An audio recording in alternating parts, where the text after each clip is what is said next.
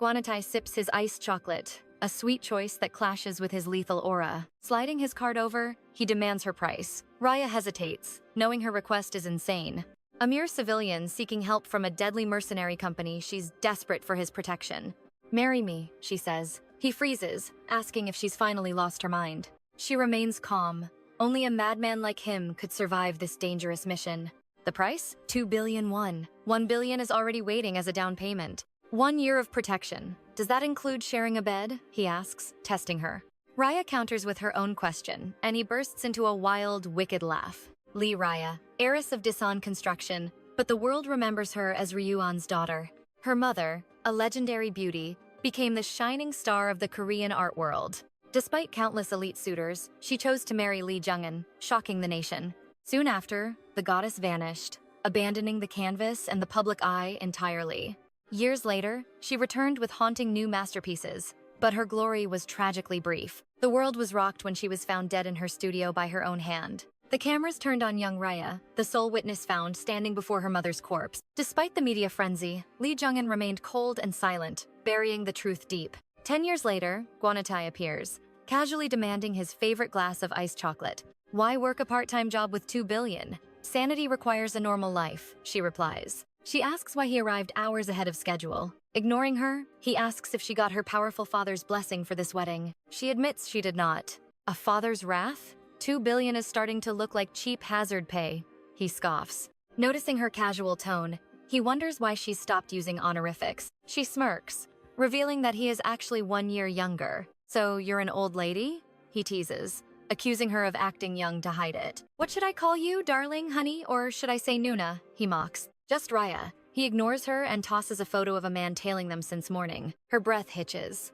That man is one of her father's most ruthless shadows. "Looks like I'll be protecting my new wife from a monster-in-law," he grins dangerously. Raya nods. She plans to defy the chairman completely, and 𝑭𝒂𝒌𝒆 is her only shield.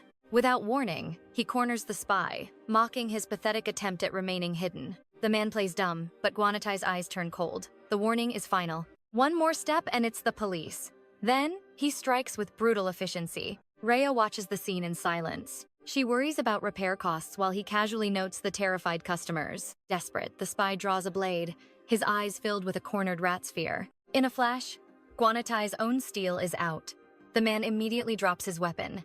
"I'm parched," he says, asking for another iced chocolate as if no blood spilled. She knew he was a beast, but seeing his lethal grace is beyond terrifying. Lunatic is too kind a word. This man is a force of pure nature. She sighs, wondering exactly how many sugary drinks this monster can actually consume. "Home?" He shakes his head. "That place is a trap. We're going elsewhere." 20 minutes pass since the cafe escape. Her father will pay for the wreckage, but Raya still feels the need to apologize. 𝑭𝒂𝒌𝒆 directs them to their new nest, demanding she quit her job. Raya stands firm, vowing to find work right in their neighborhood. He pushes for remote work, but she craves the human spark. Teasingly, she invites his gaze. He suddenly asks if she smokes. Her father's call pierces the air. He demands the speakerphone. His voice triggers a cold, suffocating wave of dark memories. He felt like a toxic bloom, overwhelming and utterly dizzying. Her mind drifts to her mother, a pure, once radiant canvas. Lost in sorrow, she barely feels his hand clasp hers. She tries to leave, but he stubbornly refuses to budge. Raya interrupts her father, citing his own hollow romantic advice. With fake conviction, she declares her absolute love for this soldier. She claims that being apart from him is an unbearable agony. Vowing protection, she offers a biting apology to her father. Unimpressed, the chairman seethes as 𝑭𝒂𝒌𝒆 seizes the phone. He greets his father-in-law with a lethal, playful edge. Chairman Lee Jae-won attempts to buy his exit with a bribe. 𝑭𝒂𝒌𝒆 scoffs. Money is something he already possesses in abundance. He confidently declares he earns enough to keep his wife comfortable. He recites the chairman's title and empire with lethal precision. Claiming he's busy, he ends the call with utter disrespect. He smashes her phone, exposing the chairman's hidden tailing car. The tracker is destroyed. They are finally off the grid. "Who are you?" she gasps. He smirks. "I'm your husband." It's an absurd lie, yet they look like perfect, devoted lovers. Still, Raya knows this dangerous gamble was her only choice. No one stood up to her father except for 𝑭𝒂𝒌𝒆. He was the ultimate mercenary, reckless, bold, and completely untamable. She expected a monster, but found something far more legendary. He isn't just a lunatic. A true beast lurks within. Why stay? Why risk the wrath of a powerful chairman? He could have walked away with a fortune in hand. Her father would have funded his entire retirement for peace. To him, she is more entertaining than any mountain of gold. She wonders if he's truly insane enough to reject billions. He laughs. The world already knows him as a madman. To everyone who knows him, his lunacy is absolute fact.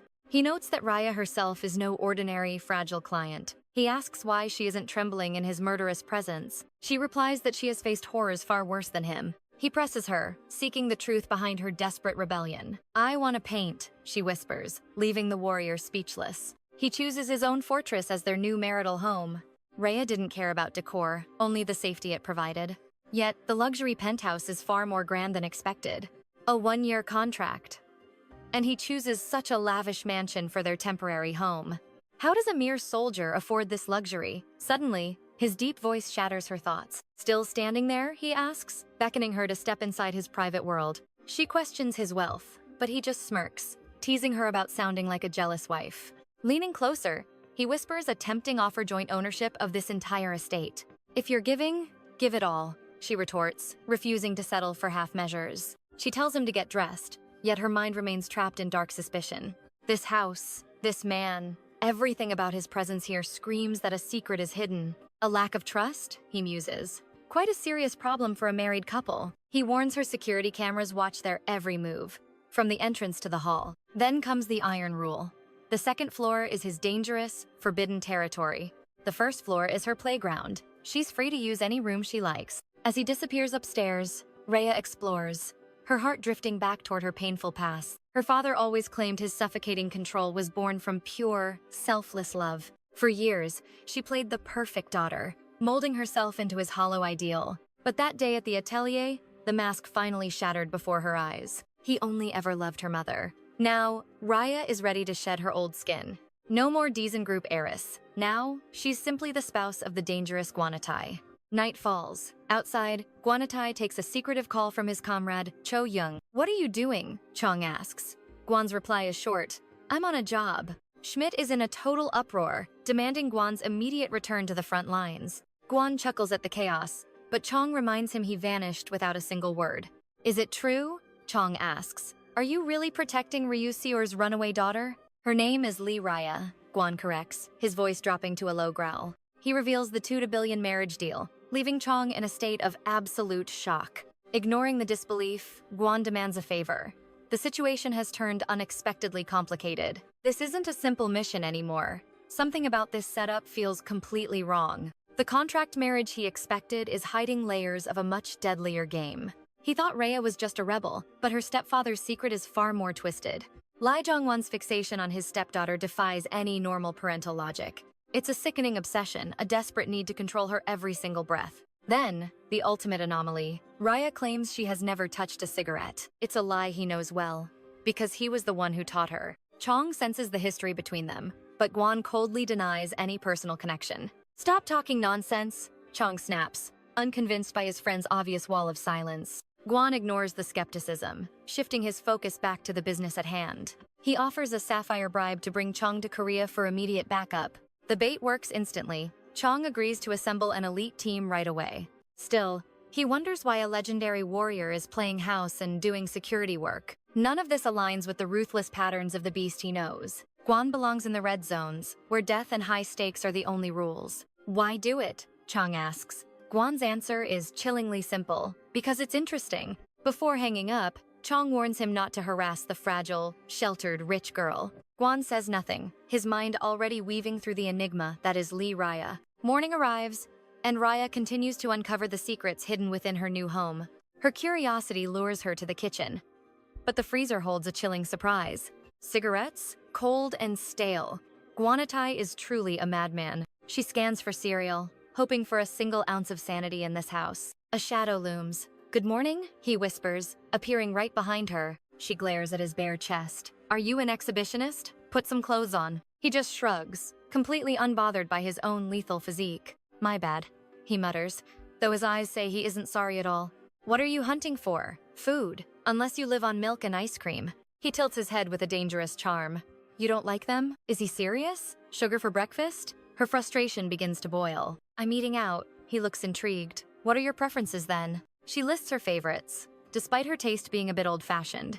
Then comes the real question, and what do you hate? Flowers. A heavy silence falls. Her name, Rhea, means flowers are coming. A gift from her mother, inspired by a town of eternal spring. But those petals hid a dark, suffocating secret within the scent.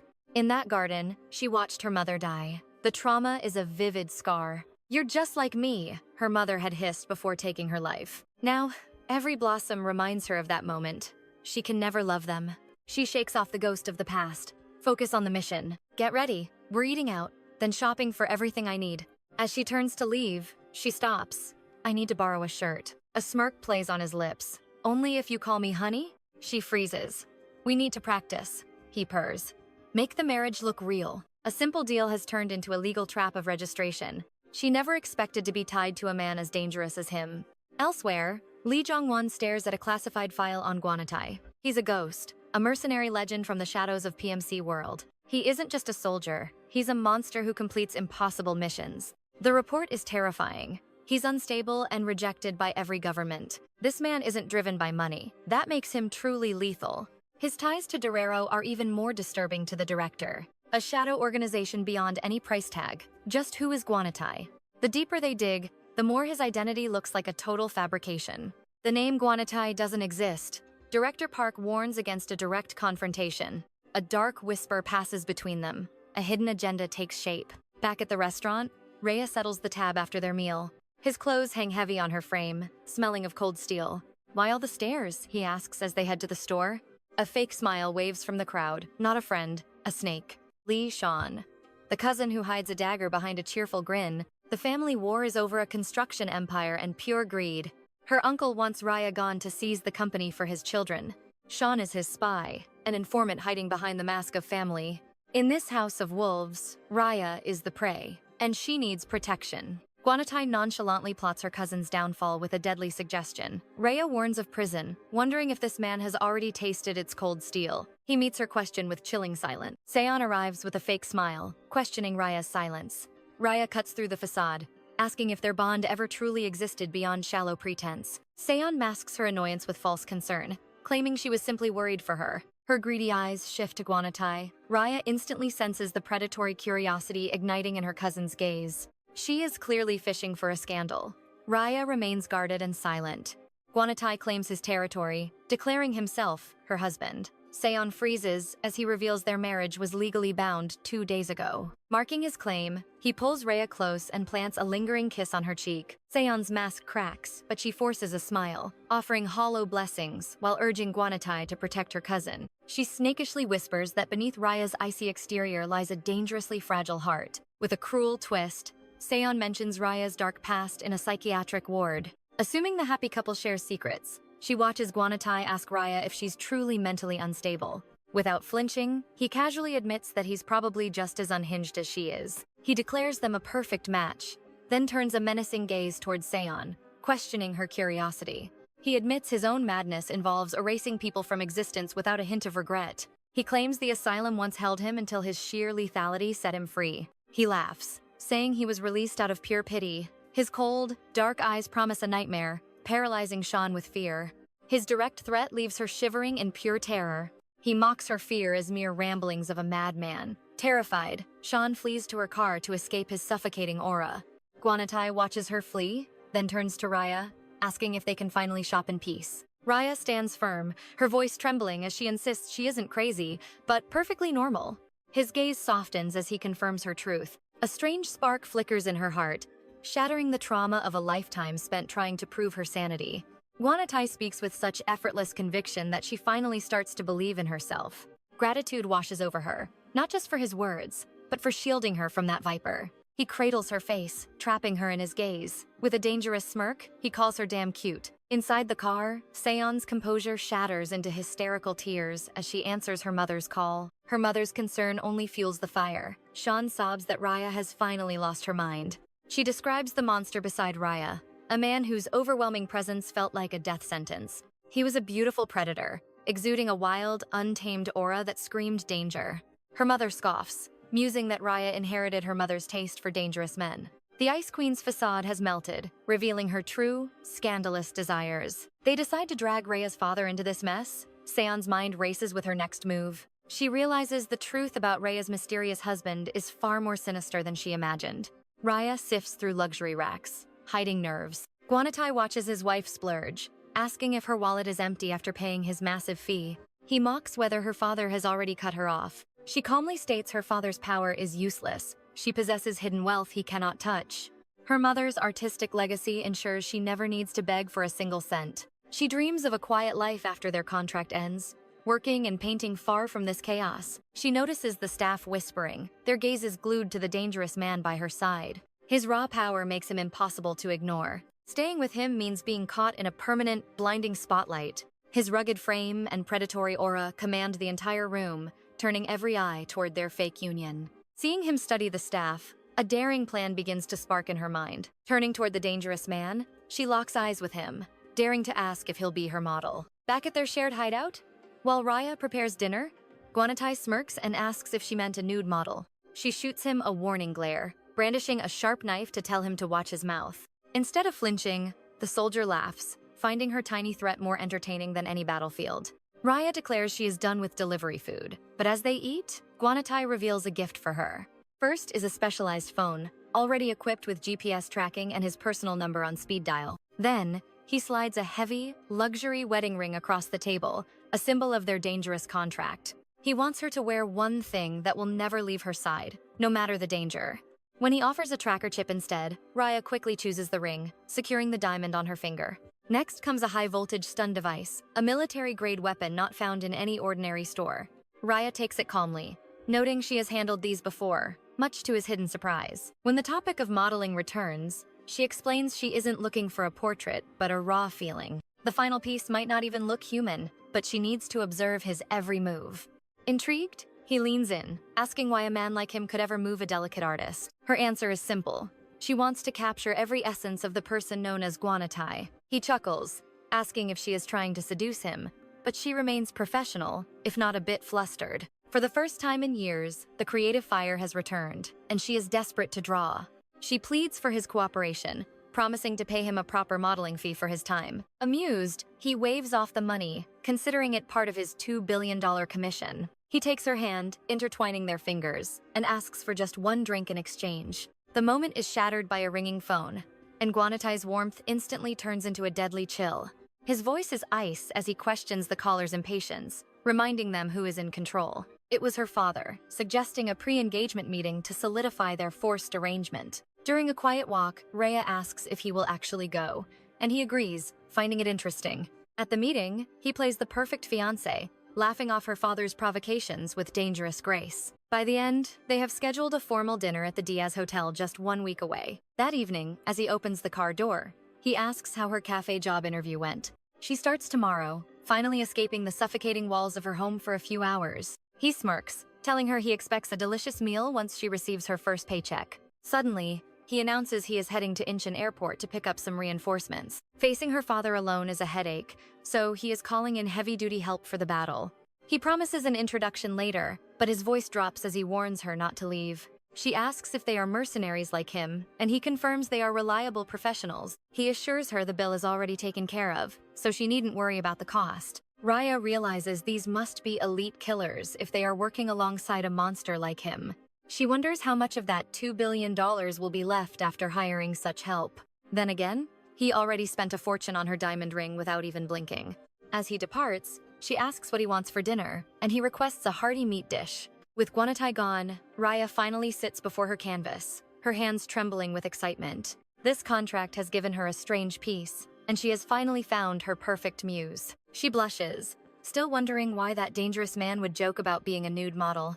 Her thoughts are shattered by a sudden, heavy knock echoing through the silent house. Thinking it is her art supplies, she tells them to leave it, but a voice insists on a signature. She opens the door, and a man lunges, but she instantly strikes with the stun gun. As the intruder collapses in sparks, �𝒏𝒈's dark laughter rings out from the shadows. Fuming, she demands what's so funny. Wasn't that device for self-defense? Finally, he smirks and admits she's improved. He glares at the man sprawling on the floor. Quit acting and get up already. Groaning, the man rises. 𝒂𝒌𝒆 introduces him as 𝑗, his supposed airport pickup. 𝑟ayhwa sighs, thinking their meeting was a disaster. While they talk, 𝑗 notes she's surprisingly fierce for a lady. Most freeze in terror despite their weapons or training, but she didn't hesitate for a single second. 𒂂💌 smirks, noting she's experienced. 𝑗 admits he initially dismissed her as a fragile heiress. He only meant to test her. Now, he sees why one madman calls another madman his match. Chuckling, he brands them the crazy couple. 𒂂💌 demands a real apology for the stunt. 𝑗 complies. Later, they analyze the mysterious files of 𝑭𝒂𝒌𝒆's art. 𝑗 sighs, mourning the loss of such divine artistic genius. Even a layman can feel the sheer, raw power within her brushstrokes. Staring at the canvas, 𒂂💌 finds the provocative style almost terrifyingly intense and bold. The art traps the viewer's soul, yet it clashes completely with the woman's vibrant public image. Her aura was radiant. Why would such a woman paint such suffocating darkness? Examining her final masterpiece, 𝑗 notes it was met with brutal, soul-crushing criticism. For a beloved star, that sudden wave of public hate must have been unbearable. Rumors suggest this crushing negativity eventually drove her to a tragic end. The final canvas is chaotic. White and red flowers drown in shadows, the thick paint screaming with unsettling, jagged agony. 𒂂💌 senses a disturbance. It mimics her style, but the soul behind it is gone. It lacks that magnetic, irresistible pull that defined her legendary previous masterpieces. 𝑗 agrees. That divine spark from her past works has vanished entirely. An imitation? 𒂂💌 freezes. Are you implying 𝑟ayhwa was the ghost painter behind this? It's highly likely. 𒂂💌 realizes this entire contract was shrouded in mystery from day one. Probing the company and the sisters reveals a web of dangerous hidden lies. 𝑟ayhwa is an enigma. She spends $2 billion and buys a husband just to escape her stepfather's clutches. Yet, her stepfather stops at nothing to keep her trapped under his thumb. ۋ𝒂𝒌𝒆𝒅 is the missing link. 𒂂💌 realizes the truth is buried deep within those paintings. If 𝑟ayhwa really painted that final masterpiece, the truth is far more sinister. Things escalate. Could her stepfather be a protector hiding her from a much darker, lethal threat? Someone is playing a dangerous game. 𝑗 warns him to doubt 𝑟ayhwa's every word. He doubts her past hospitalization, labeling her as a mentally fractured woman. 𒂂💌 scoffs, defending her. To him, she's the most rational person there. When he mentions the engagement meeting, 𝑗 panics. You're actually inviting your family? 𒂂💌 chuckles darkly. I'm an orphan. There is no family left to invite. 𝑗 sighs at his friend's complexity. Later, he offers 𝑟ayhwa a deep, humble apology. She flusteredly stops him, insisting such a grand gesture isn't necessary at all. Over dinner, he praises her skills. 𝑗 admits he's no elite warrior, but he can hold his own. His true genius lies in the mechanical reviving weapons and mastering complex machinery. He built a protective squad featuring himself, 𒂂💌, and 2 lethal unseen comrades. Those 2 are inbound now. They all hail from the unforgiving, lawless desert. 𝑟ayhwa worries about the extra costs. She only hired 1 mercenary, but 𝑗 waves it off. They had business in Korea anyway. Protecting her is just a side mission for them. He smirks, crediting her husband. 𒂂💌 then gazes at her, questioning if she truly trusts him. She nods instantly. Then, she playfully asks how he learned such colorful, expert-level cursing abroad. He shrugs. It's just second nature. He was once her childhood neighbor in Seoul. Now, he offers her the snack as if they were never apart. Accepting the cold treat, she smiles, savoring the sweetness that perfectly follows their meal. She ignores his earlier mockery of the classic snack and offers him a bite. Without warning, he seizes her wrist, pulling her hand toward him to steal a taste of her dessert. She stares at her ruined snack in shock, but he merely smirks and vows to replace it later. He mentions 𝑗 is busy on the 2nd floor before asking if she dares to accompany him upstairs. When she agrees, he teases her, questioning what she intends to do once they are alone. She suggests drinks, but he shuts it down, reminding her that her modeling duties come first. As she fumbles for words, he suddenly breathes her nickname, 𝑦𝒂𝒌, which translates to the pretty crazy one. He finds the name fittingly wild. She scoffs, comforted only because it contains the word pretty. His mood darkens as he looms over her, his piercing gaze demanding to know if she fears him. She locks eyes with him, bravely declaring that she trusts him as her ally. His voice drops to a husky growl, warning her that he is still very much a man. He tilts his head, wondering aloud what she would do if he stole a kiss right now. She blinks, confused why he is making such a fuss over a simple hypothetical. She begins to argue, explaining that even their fake status makes such a move irrelevant to her.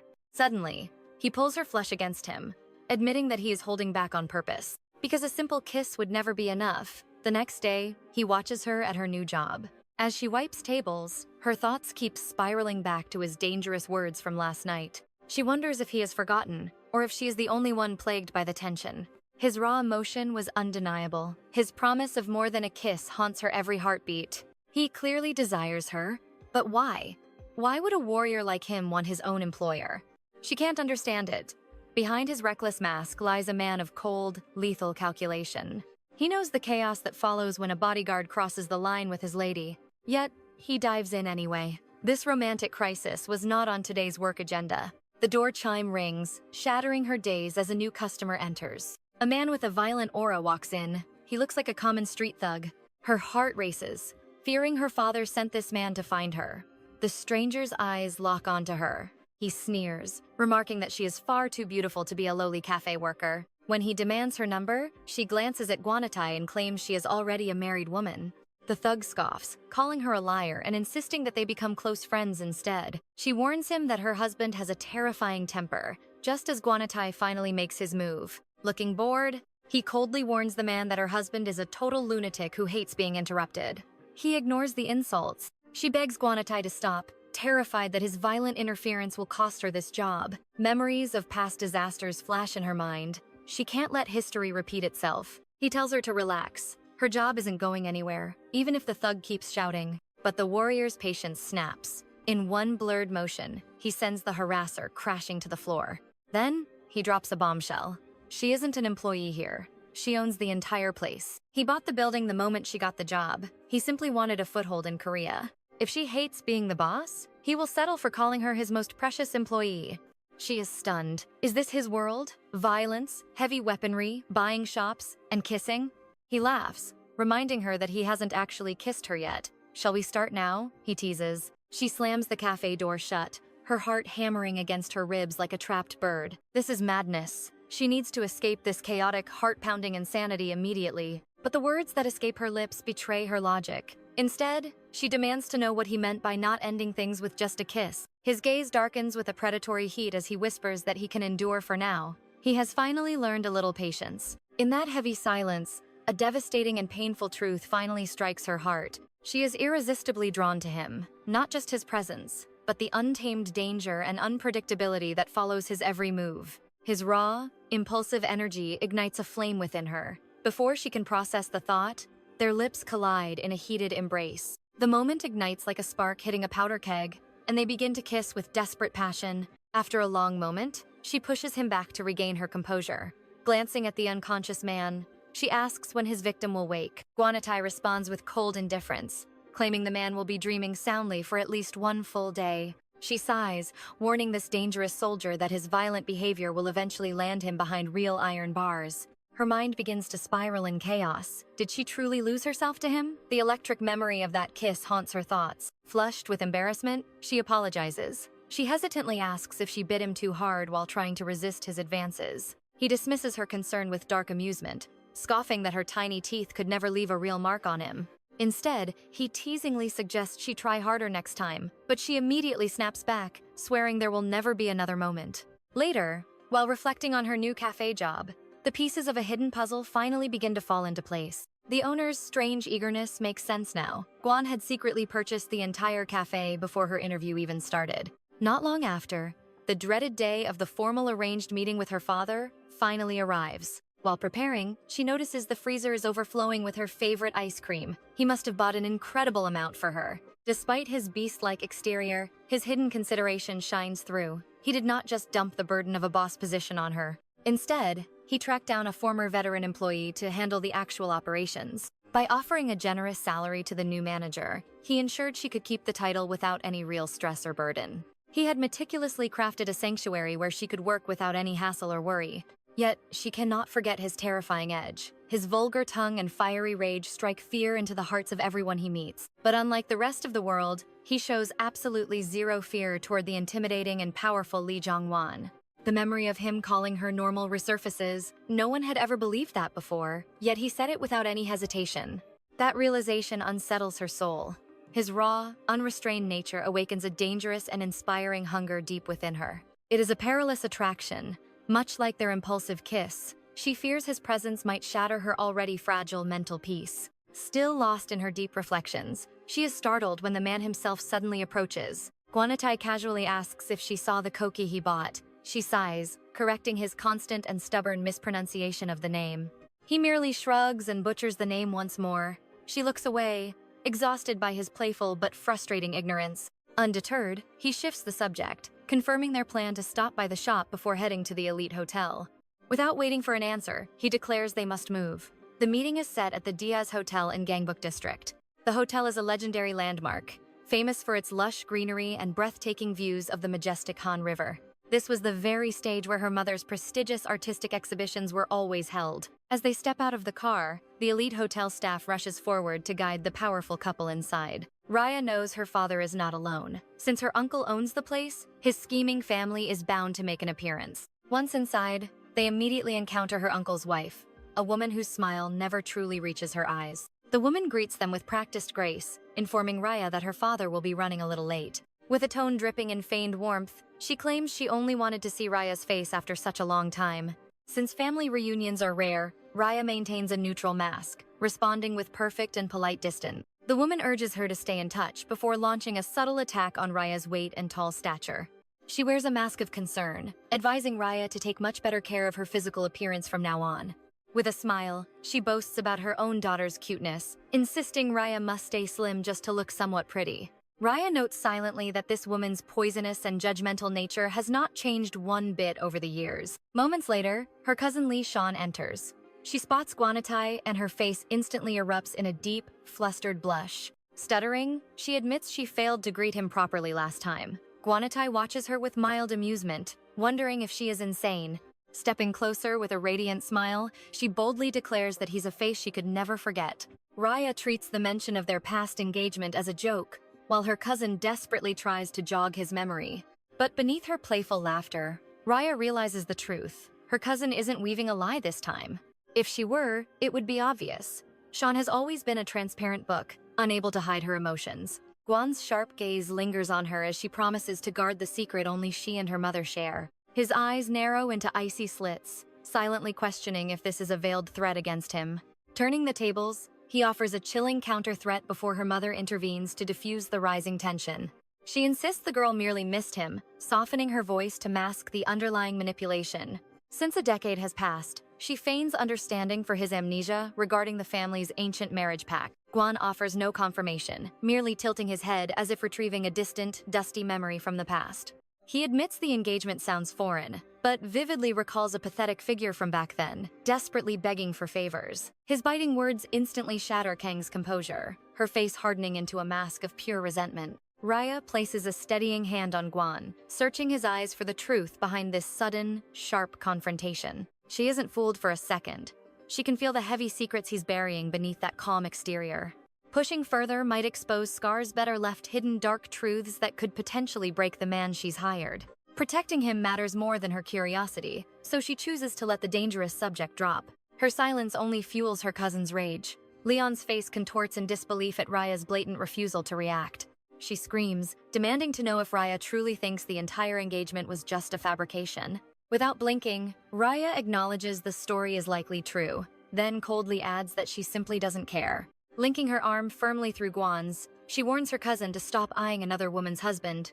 As Shan whimpers about Raya's cruelty, her mother offers shallow comfort, but the fragile peace is about to explode. Rage flares in Kang's eyes as she pivots, directing her venomous insults straight toward the defiant Raya. The atmosphere reaches a violent breaking point until the door suddenly bursts open, silencing the entire room. Chairman Lee Jongwon enters. Instantly, Kang's hostility evaporates into a practiced, sycophantic smile as she rushes toward him. She greets him with honeyed words, claiming she only stayed behind to pay her brief respects. The chairman offers a curt nod, his piercing gaze scanning the room before landing on Shan's tear-stained face. With a voice like thunder, he demands to know exactly why the girl is crying. Kang Myo smoothly blames Raya's harshness, painting her own daughter as a fragile victim of Raya's cold heart. She dismisses it as a trivial spat, but the chairman turns his heavy, judgmental attention toward Raya. She meets his intimidating stare head-on, her expression becoming an unreadable fortress of iron-willed calm. With perfect composure, she tells him she has nothing to explain. A suffocating silence descends upon the room. Without warning, the chairman's hand strikes Kang Mio's face. The sharp crack of the blow leaves everyone paralyzed. His voice is pure ice, reprimanding her for allowing such thoughtless behavior in front of his own daughter. Trembling, Kang instantly bows her head, stammering desperate apologies to both the chairman and a silent Raya. Raya watches the woman's pathetic display of fear, her false concern masking a deep, internal sense of disgust. It's not the woman's misery she hates, but the puppet master who orchestrated this entire twisted theater. To the world, Lee Jung-won is the ultimate protector, but Raya knows the monster hiding behind that mask. He never overlooks a single flaw, and she suspects his cruel discipline is an intentional, calculated move. Under the guise of protection, he systematically isolates her, severing every connection until she has no one left. The terrifying thought of what this manipulation means for Gwan makes her blood run cold. Forcing down her dread, she pleads with her father to stop, reminding him of their actual purpose here. This chaotic display is beneath them, and frankly embarrassing in front of her new, dangerous husband. Seeking to maintain his perfect image, he relents. The room clears, leaving Raya and Gwan to finally sit. As they settle into the heavy atmosphere, her father signals the waiter to begin the formal service. Acting as if the violence never happened, he presents her with flowers, feigning the warmth of a loving father. That nauseating scent hits her. Her body recoils. Nausea surges like a wave. Her breath hitches. Suffocation takes hold. She must escape now. A strong hand anchors her. It is Gwanidi. He shatters the silence with cold words. He mentions her mother. Rhea is her legacy. Gwanati senses a trap. This is too simple. I am an orphan.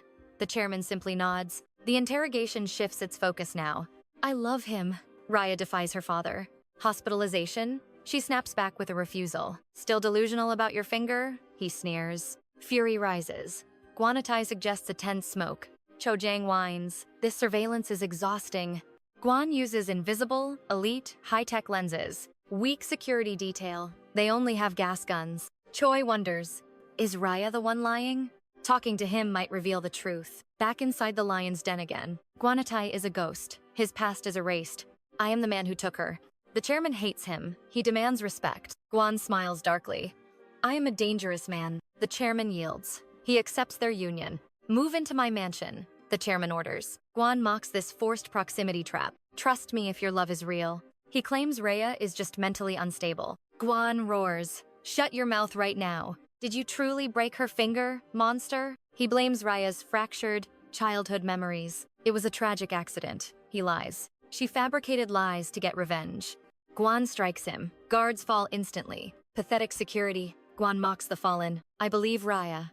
I am her warrior. He refuses to enter that house. A deadly bet begins to prove innocence. Chi Jung panics over the bold assault. Guan ignores him, asking about Mei.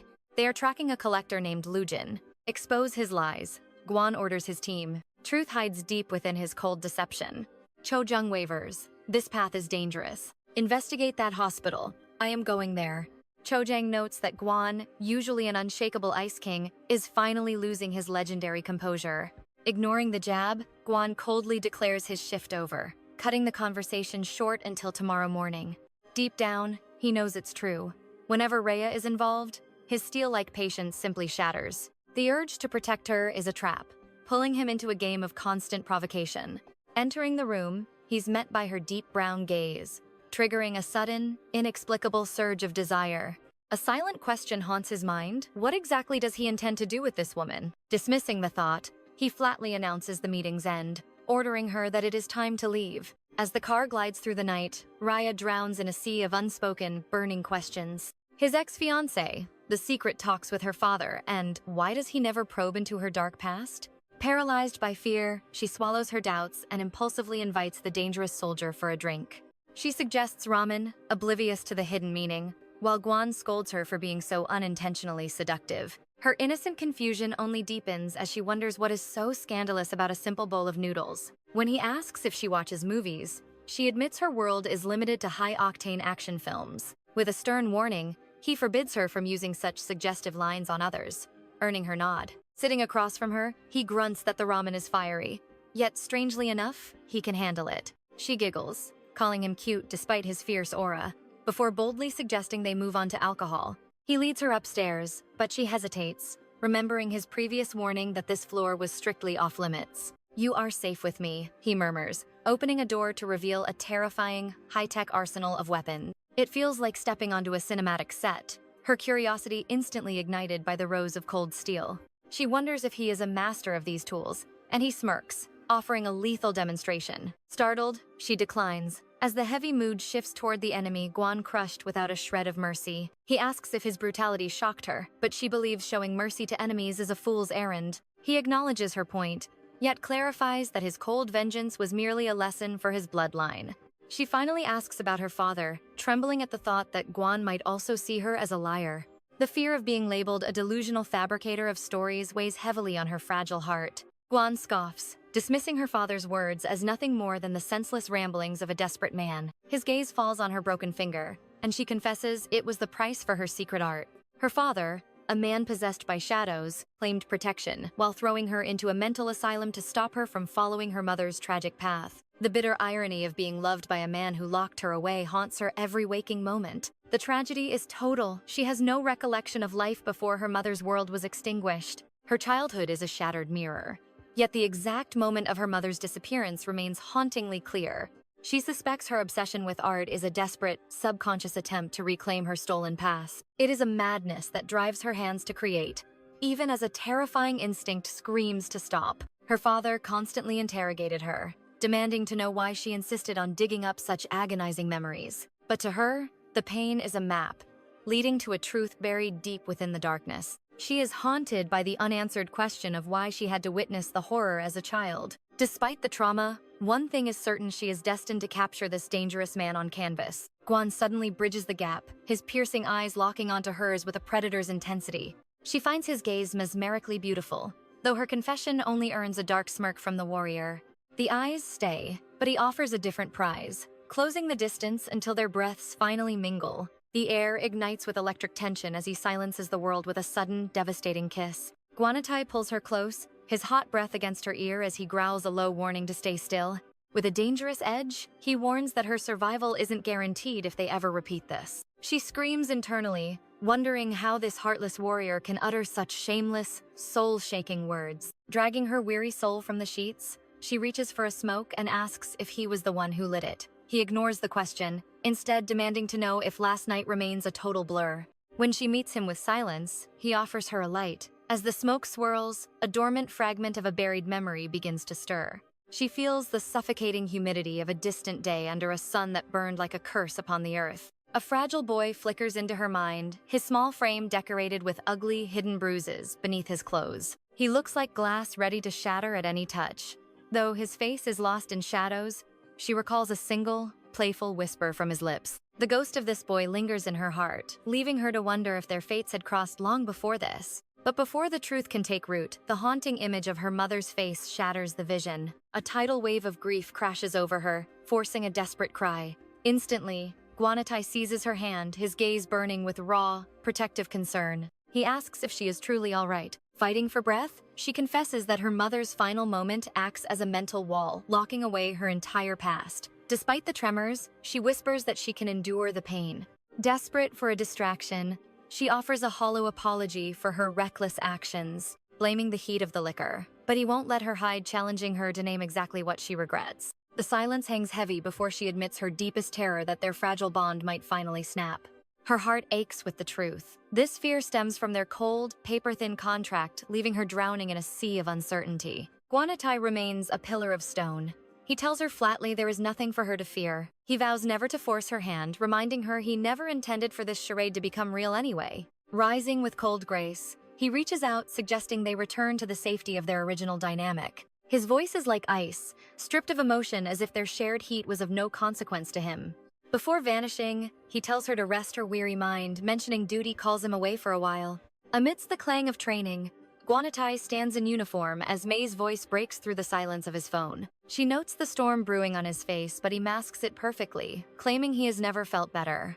May dives into the darkness she uncovered. The data is coming through now, though. The network crawls as if it's hiding secrets. Suddenly, Choi enters the frequency, eager to help unravel the mystery. He points out the change in 𝑭𝒂𝒌's eyes, prompting May to pry into his hidden connection with Pi. He cuts her off with a sharp, warning look, declaring it a strictly professional arrangement, and demands they focus on the intel. May flips to page 3, where a grim discovery awaits. She reveals that Rhea didn't just find her mother's body at the scene. Testimony from the first responders tells a darker tale. She was a witness to the entire tragedy. Her mother had bound her tight with rope, forcing her to watch the light fade in a final, cruel act of trauma. The motive behind such malice remains buried in mystery, especially since the chairman locked the truth in a vault. Rhea, the only witness, was left shattered and silent by the shock. Her claim of memory loss was her only shield against the unspeakable horror. With her father burying the evidence, the investigation withered away. But one detail screamed for attention. The doctor who treated her at the asylum met a mysterious end just months after her release. May sense a conspiracy in the timing, noting that while the doctor is gone, the nurse is still within reach. 𝑭𝒂𝒌𝒆 decides it's time for a personal visit to find the truth. Before the line dies, May drops one last bombshell about a woman named Lujin. She reveals that Rhea's childhood art was discarded by her father. Yet, a greedy employee salvaged the wreckage, passing them off as her mother's secret masterpieces. They were sold in the shadows of an underworld auction, eventually falling into Lujin's dangerous hands. Lujin, the empress of Macau's casinos, was once a devoted admirer of Ryoan. Upon receiving the art, she knew instantly they were fresh, not the work of a ghost. Anger turned to obsession as she sought the source of the imitation. By then, the thief had already been silenced by the chairman. Eventually, Lujin's gaze fell upon the existence of Rhea. Choi notes that Lujin is a predator, and now 3 hunters are closing in on Rhea: her father, Lujin, and 𝑭𝒂𝒌𝒆. The two of them can only laugh at the dark irony of it all. Guan asks if they're just playing games, but May stays cold. She drops the address and cuts the line. Alone with Cho Jung, Guan orders him to protect Rhea. He will infiltrate the hospital in 2 days. Cho Jung senses the tension. He asks point blank if something went down between Guan and Rhea. Silence is the only answer. Guan's mind drifts back to the moment Rhea confessed her terror. Why is she scared now? She didn't flinch during their violent first meeting. Something is hidden, but he won't pry. His memories pull him back to the heat of last night, wondering if that kiss blurred his focus. She started it, looking dangerously beautiful in her drunken state. Chazung, sensing his master's distraction, asks what's wrong. Guan stays silent, then leaves Rhea under Cho Jung's watch. Rhea watches him leave, bitter that he acts like that night meant nothing at all. She's glad she didn't hurt him, but the lingering tension makes her skin crawl with unease. Over dinner, Cho Jung invites her to vent. He even offers to spill Guan's secrets for her. She seizes the moment. Did Guan go out to dig into the secrets of her mental health? She waits, piercing him with her gaze. Cho Jung stays quiet, trapped by a question he can't answer. "I'm not asking for your pity," she says. But he interrupts, swearing that Guan truly trusts her. They finish in silence and head back. The shadows are growing long and dangerous. He takes a shortcut home, but the narrow path feels like a trap in the dead of night. Shadows emerge ahead. Cho Jung's hand goes straight for his taser. Trouble has found them. Elsewhere, Guan scans the facility. It looks more like a luxury prison than a healing hospital. A voice calls out, "Are you Guan?" He nods, facing the man known as Nurse Kang-ho. "Sorry for the late call," Guan lies. "I'm seeking a place for my family to stay." He claims a friend praised the nurse's skills. The bait is set, shimmering with gold. "I had to meet the legend myself," Guan says, playing his part to perfection. Kang-ho's greedy eyes scan Guan's expensive watch and car keys. He smells a rich whale. This is a VIP catch. When Guan mentions Rhea, the nurse's eyes flicker with recognition. Guan slides a gift across. "Take care of my family," he says, his voice cold as steel. The nurse takes it, his fingers trembling as he weighs the heavy bribe. He wonders for a second, what does this rich man really want from this hellhole? He scoffs. The rich always dump their unwanted family members here to rot in luxury. "Drop the formalities," Guan says. "Let's speak like brothers." "Drinks are on me," Guan offers. The nurse grins, calling him little brother with drunken greed. "Is he tipsy already?" The nurse shakes his head, but his tongue is already loosening. "Is your family close to Rhea's?" The nurse admits their parents are, but he barely knew her. Asked about her state, the nurse mutters that she never belonged in that asylum to begin with. Guan's eyes sharpen. "Go on," he presses, sensing a dark secret about to break. "I'm no doctor," the nurse slurs, but even a fool could see the truth. She was sane, quiet, perfectly normal, but the way they treated her was a living nightmare. From day one, the doctor pumped her full of heavy, mind-numbing drugs. She begged for mercy, but after the isolation room and the needles, her memories began to rot.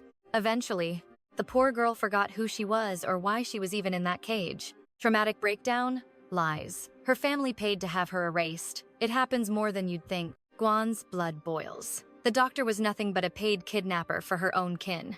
The nurse chuckles darkly. Seeing her like that, it gave him a sick new hobby. Watching her helpless and bound to the bed, he found it absolutely thrilling. Gwan admits he would have locked her away himself if the cameras weren't watching her every move. Suddenly, his cold restraint finally snaps. In a blur of motion, he smashes the liquor bottle and turns his lethal fury toward the nurse. The man begs for mercy, but Gwan delivers a chilling ultimatum to stay away from Raya forever. Walking away, he curses the dead doctor, the only one who could have solved this mystery quickly. He suspects her father used forbidden medication to wipe her precious memories clean. Suddenly, a high-priority GPS alert for Raya pings on his device. May calls with devastating news. His wife has been snatched, and all tracking signals have vanished. This was no amateur hit. Even with Choi on guard, these kidnappers are elite professionals. May immediately sends over the coordinates of their potential hideouts. He commands her to track the chairman's accounts and stall the kidnappers for every precious second. Inside the shadows, Qijiang whispers for Raya to hold on. Her protector is coming for her.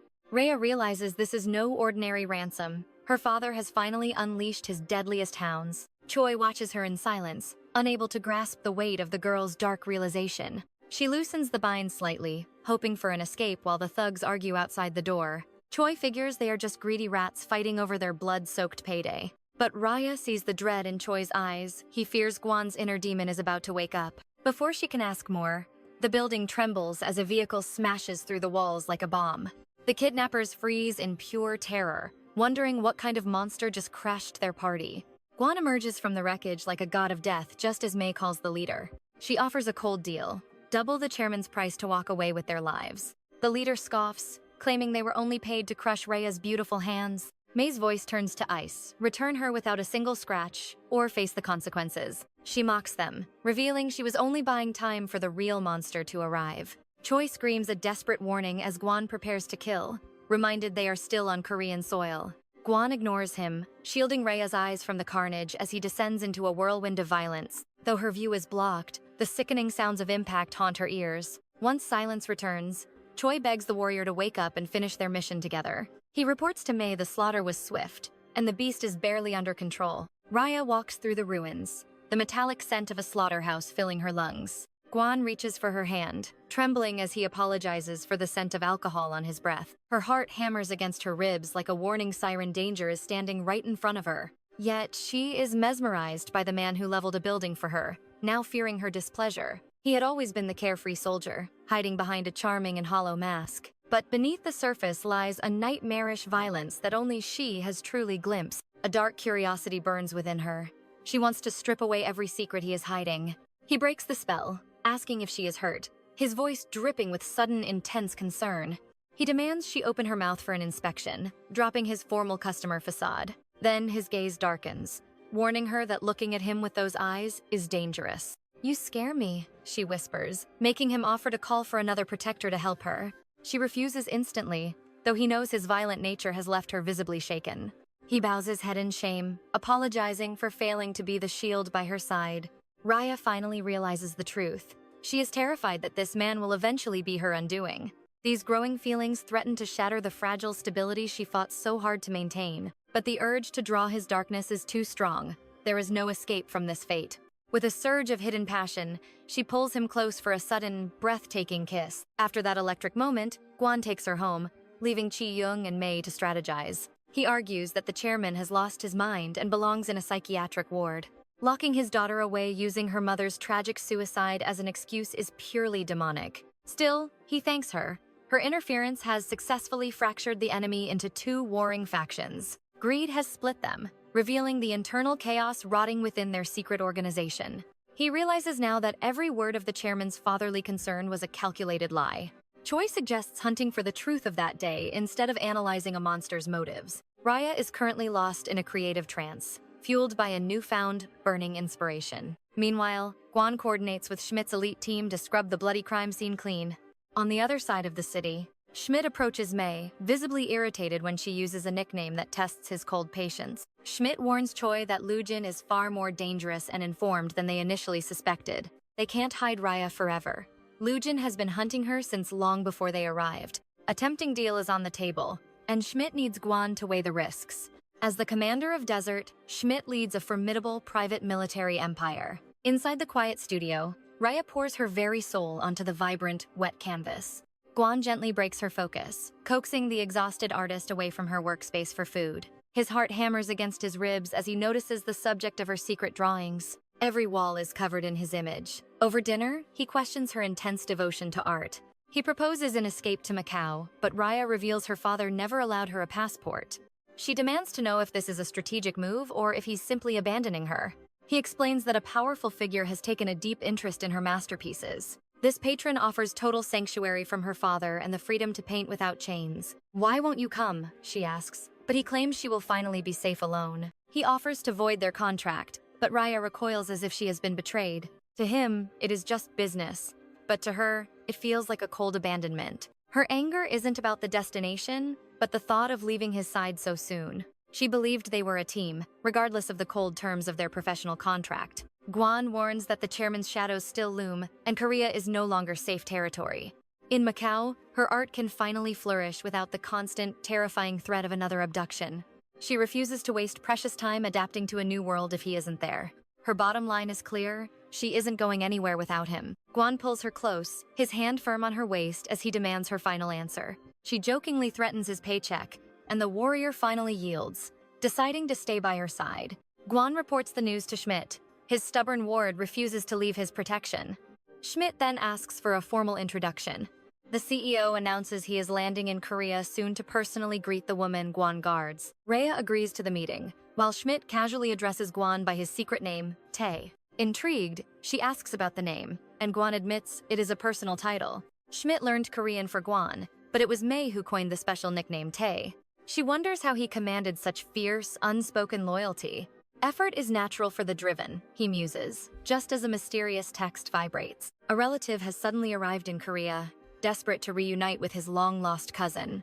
Guan's possessive instincts flare as Raya identifies the intruder as her elder cousin, Lee Sun.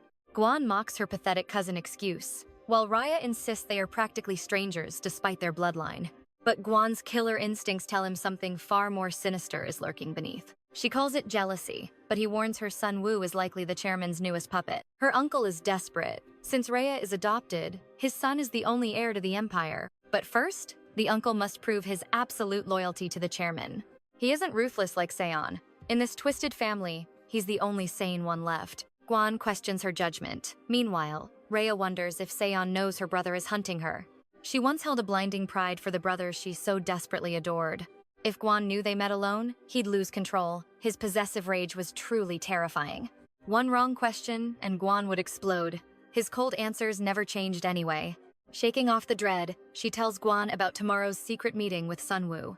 Guan refuses to stay behind. Raya recalls her mother's life, a world where choice was an illusion. Her father picked the dress. Her mother only pretended to have a final say. Their flower had arrived. Her father's cold interrogation began the moment they stepped inside. Present day, Director Park delivers the grim news. The mission was a total, bloody failure. Did Raya escape? The director stays silent. Every mercenary they hired has been eliminated. It was a massacre. They turned on each other in a fit of pure terror. The chairman knows the truth. Guan caused this carnage. No thug can survive against Desert. The director suggests the unthinkable. It's time to cut all ties with his daughter. The chairman bristles. Raya is his wife's most beautiful masterpiece. He will never let go. If she leaves, his wife's last trace vanishes from this world forever. He will hunt her down. He'll reclaim her, no matter how slim the chance. Raya steps out. Why did Guan follow? And why did he buy another new car? The last one was crushed. I bought a sturdier tank for our protection. He jokes about accidental collisions. Raya shudders, begging him not to tempt fate today. Shadows dance over him. She recalls a younger Guan. Suddenly, Sun Woo interrupts the moment. Sun Woo greets her warmly, grabbing her hand. Guan instantly slams his hand away. What's your problem? Sun Woo snaps. Raya interjects. Sun Woo, this is Guan, my husband. Deadly tension thickens as the two rivals finally lock eyes. Guan crushes the cousin's hand with lethal force, only releasing it when Sun Woo screams. Raya rushes them to a cafe. She pleads with Guan to keep his killer instincts suppressed. Guan agrees unless the guy tries anything. He watches them like a hungry predator. Raya spots Guan fiddling with his bag. Is there a concealed weapon hidden inside? Sunwoo laments the lost time. Rhea apologizes for her sudden and chaotic disappearance. You haven't changed, Raya. You're still just as beautiful and cute as I remember. He just returned to Korea. She was the very first person he wanted to see. The pressure is suffocating. Why is her cousin being so intense all of a sudden? I heard you got married. I had to see this man for myself. He cut his trip short. The news of her sudden wedding changed everything. He's unexpected. You liked quiet men. Do you really love this dangerous beast? They're a mismatch, he claims. Is she being threatened? Is this a forced contract? I chose him, she declares. Even if her father despises their union, their family bond was always a lie. No blood, just a name on a paper. In the corporate world, they were nothing but bitter, cold-blooded rivals. It's awkward. Yet, Sunwoo's kindness feels more like the bars of a golden cage. Raya tries to play it cool, masking her suspicion. Tell me, Sunwoo, was your sister ever engaged to anyone? He shakes his head, though a shadow crosses his face. Not officially, but back in high school, a match was almost made. Raya is stunned by the revelation. Sunwoo explains it was a secret affair, hidden even from the chairman's prying eyes. The union never came to pass. Fate intervened when the groom-to-be died before any contracts could be signed. Driven by a dark hunch, Raya presses him for the grim details. He was a frail boy who succumbed to illness, he explains. When she asks for specifics, Sunwoo simply shrugs, playing the ignorant brother. Was he the only heir? She probes. Yes, Sunwoo replies coldly. A single child, leaving no one behind. A chilling thought takes root in Raya's mind. Could Lee Seon have mistaken that dead man for Gwon? She asks if he knew the family well. I was studying in America back then, he says, distancing himself from the past. I was buried in my books.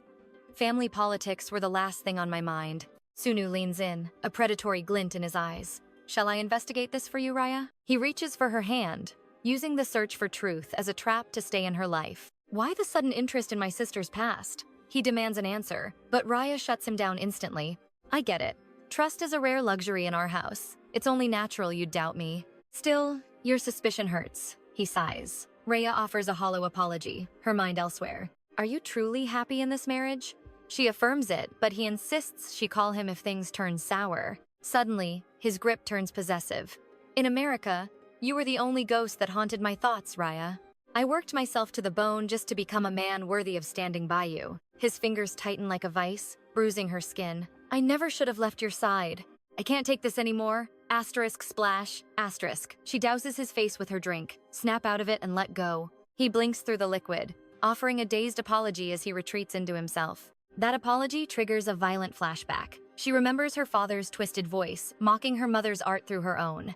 He would hold her hand with feigned warmth, poisoning her talent with labels of being a mere imitator. Then, the memory shifts to the hammer, the day his love turned into a nightmare. I love you too much to lose you, he'd lied, claiming her pain was necessary to keep her from her mother's fate. He brought the hammer down on her hand, and the room dissolved into her agonizing screams. Raya had clung to a foolish hope for years, until that cold steel finally shattered her delusions of family love. She stands to leave, trembling. Gwon, watching from the shadows, finds her fiery rebellion almost poetic. Next time, try a slap, he muses. Were you frightened because I wasn't there? Don't worry, I saw everything. Raya glares at him, breathless. If you were watching, why didn't you protect me? Gwon studies her with growing fascination. In the brutal mercenary world, he's encountered every breed of psycho. He's dealt with monsters and madmen, but a woman like Raya, she's a total enigma. She looks like a fragile doll, yet she possesses a streak of madness that even he finds startling. He finds himself dangerously distracted. Thoughts of her are invading his mind, disrupting his cold, professional instincts. One moment she's a trembling leaf, the next, she's bold enough to kiss a killer. It's driving him insane. Back at the table, Cho Young scoffs at the cousin's pathetic display of obsession. The quiet ones are always the most twisted. If he touches her again, I'm going to need a new car to wreck. Choi steps in to cool the tension. Easy there, boss. We have an audience today. They watch as Raya delivers her liquid justice and marches out of the cafe with her head held high. Gwon catches the flicker of agony in her eyes. He knows that expression. It's the look of someone haunted by ghosts. Watching her now, a dark hunger awakens. Looking at her evokes a violent, possessive impulse he can't ignore. Give me the word, Raya, and I'll eliminate that cousin from your life forever. Cho Jung interjects, playing the voice of reason. That's enough drama for the newlyweds. Let's move out. Sunwoo chases after her like a lost dog, Rhea, wait, I have so much more to tell you. Do you actually love that man? He demands. Rhea turns, her voice like ice. Sunu, we are cousins. Nothing more. She's a married woman. It's a sin for him to demand a private meeting. But Gon cuts him off. Gon sneers, mocking the pathetic drama of staging a confession right in front of the woman's husband. Sunwoo cowers, retreating under the weight of Gon's lethal, warning gaze. Heading home, she questions his reckless lifestyle. Gon simply replies that his only mission is to survive. He whispers her name, igniting a spark. She warns him that she doesn't share such intimacy lightly. She notes that when her own cousin calls her name, it feels repulsive, just like the chairman. But with Gon, everything is different. He is the only exception. Gon smirked, reminding her she was the one who begged to pretend that night never happened. When she protests, he counters that her eyes are practically inviting him to take what he wants. He reminds her of the kiss they shared after the kidnapping, a moment he supposedly let slide. Now, he demands to know if she has finally stopped being afraid of him. She stands her ground. His gaze darkens, leaning in to ask if she still wants a kiss. Tension hangs heavy at home. The moment the door shuts, their suppressed, electric desire finally explodes. Later, she's trapped in a nightmare, screaming no as shadows close in. She throws her brushes aside, telling her mother she hates painting with every fiber of her soul. She begs for it to end, unable to endure the suffocating pressure for one more second. Her mother calls it talent, but Rhea knew this path was tainted by misery from the start. Happiness was never an option. Yet no amount of regret can undo the choices already made. Bitter tears fall like rain down her pale face. Through broken sobs, she confesses she just wants both of them to vanish from this world. She screams for her mother to disappear. But the woman only obsesses over her little flower's talent. Rhea bolts awake, gasping for air as the chilling weight of the nightmare lingers. What kind of horror was that? They fought before, but never with such venomous, raw hatred.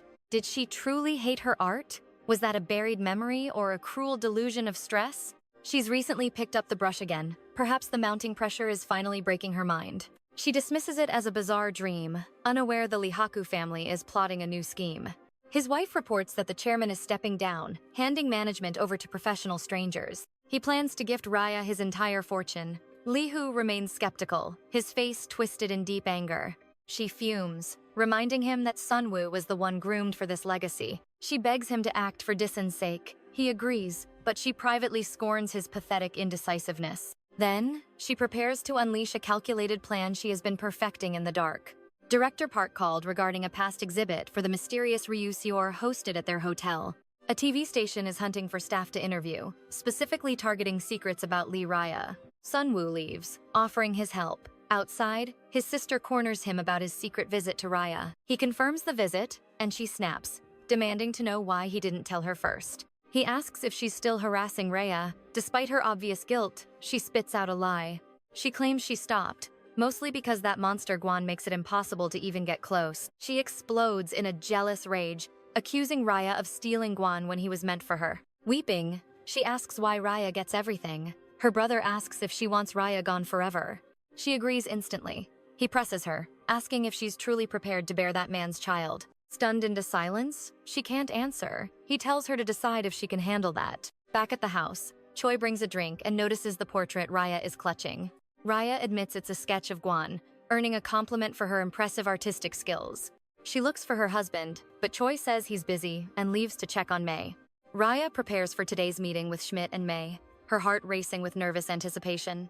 May arrives, hailing Rhea as a radiant jewel. As she introduces herself, Choi enters looking completely stunned. He jokes that May's intense greeting might actually get her reported for harassment. He warns her not to parade her total lack of social skills in public. Rhea asks about Desert. May confirms, adding she and Schmidt are now Rhea's personal shields. She playfully asks to call Rhea Ploy, claiming the name suits her perfectly. Choi inquires about Schmidt. May says he is with Gon, but will arrive shortly. Gon is busy.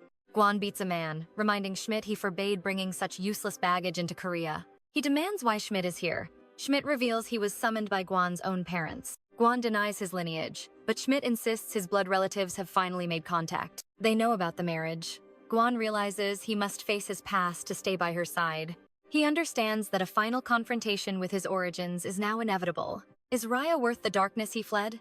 He wonders if he must face everything he once avoided. He fears her asking for his heart, remembering her refusal to flee to Macau. Is he truly ready to gamble his entire life on this feeling for her? Gon cannot leave her. With his parents nearby, he decides to settle the score for good. They are aging, and the cycle of hatred needs to end before it is too late. He wonders why they still obsess over him, the man who killed their son. Schmidt presents his card. Gwan clarifies that in their world, real names are never used. He tells her to trust Schmidt and finally let her guard down. Their elite team never fails, though protecting one woman is a brand new challenge. Raya thanks him. Later, she marvels at the newfound peace since the team arrived. She notes Gwan's frequent presence in the kitchen and anticipates the dinner he is preparing. Her phone suddenly vibrates. Her father's message chillingly reminds her that only he can truly protect her. He orders her to watch the news. Then Sunhwa calls, asking if she has seen the television. He warns her to cut off the internet and stay hidden inside the house. She switches on the TV, finding a documentary regarding the 10th anniversary of 𝑭𝒂𝒌𝒆.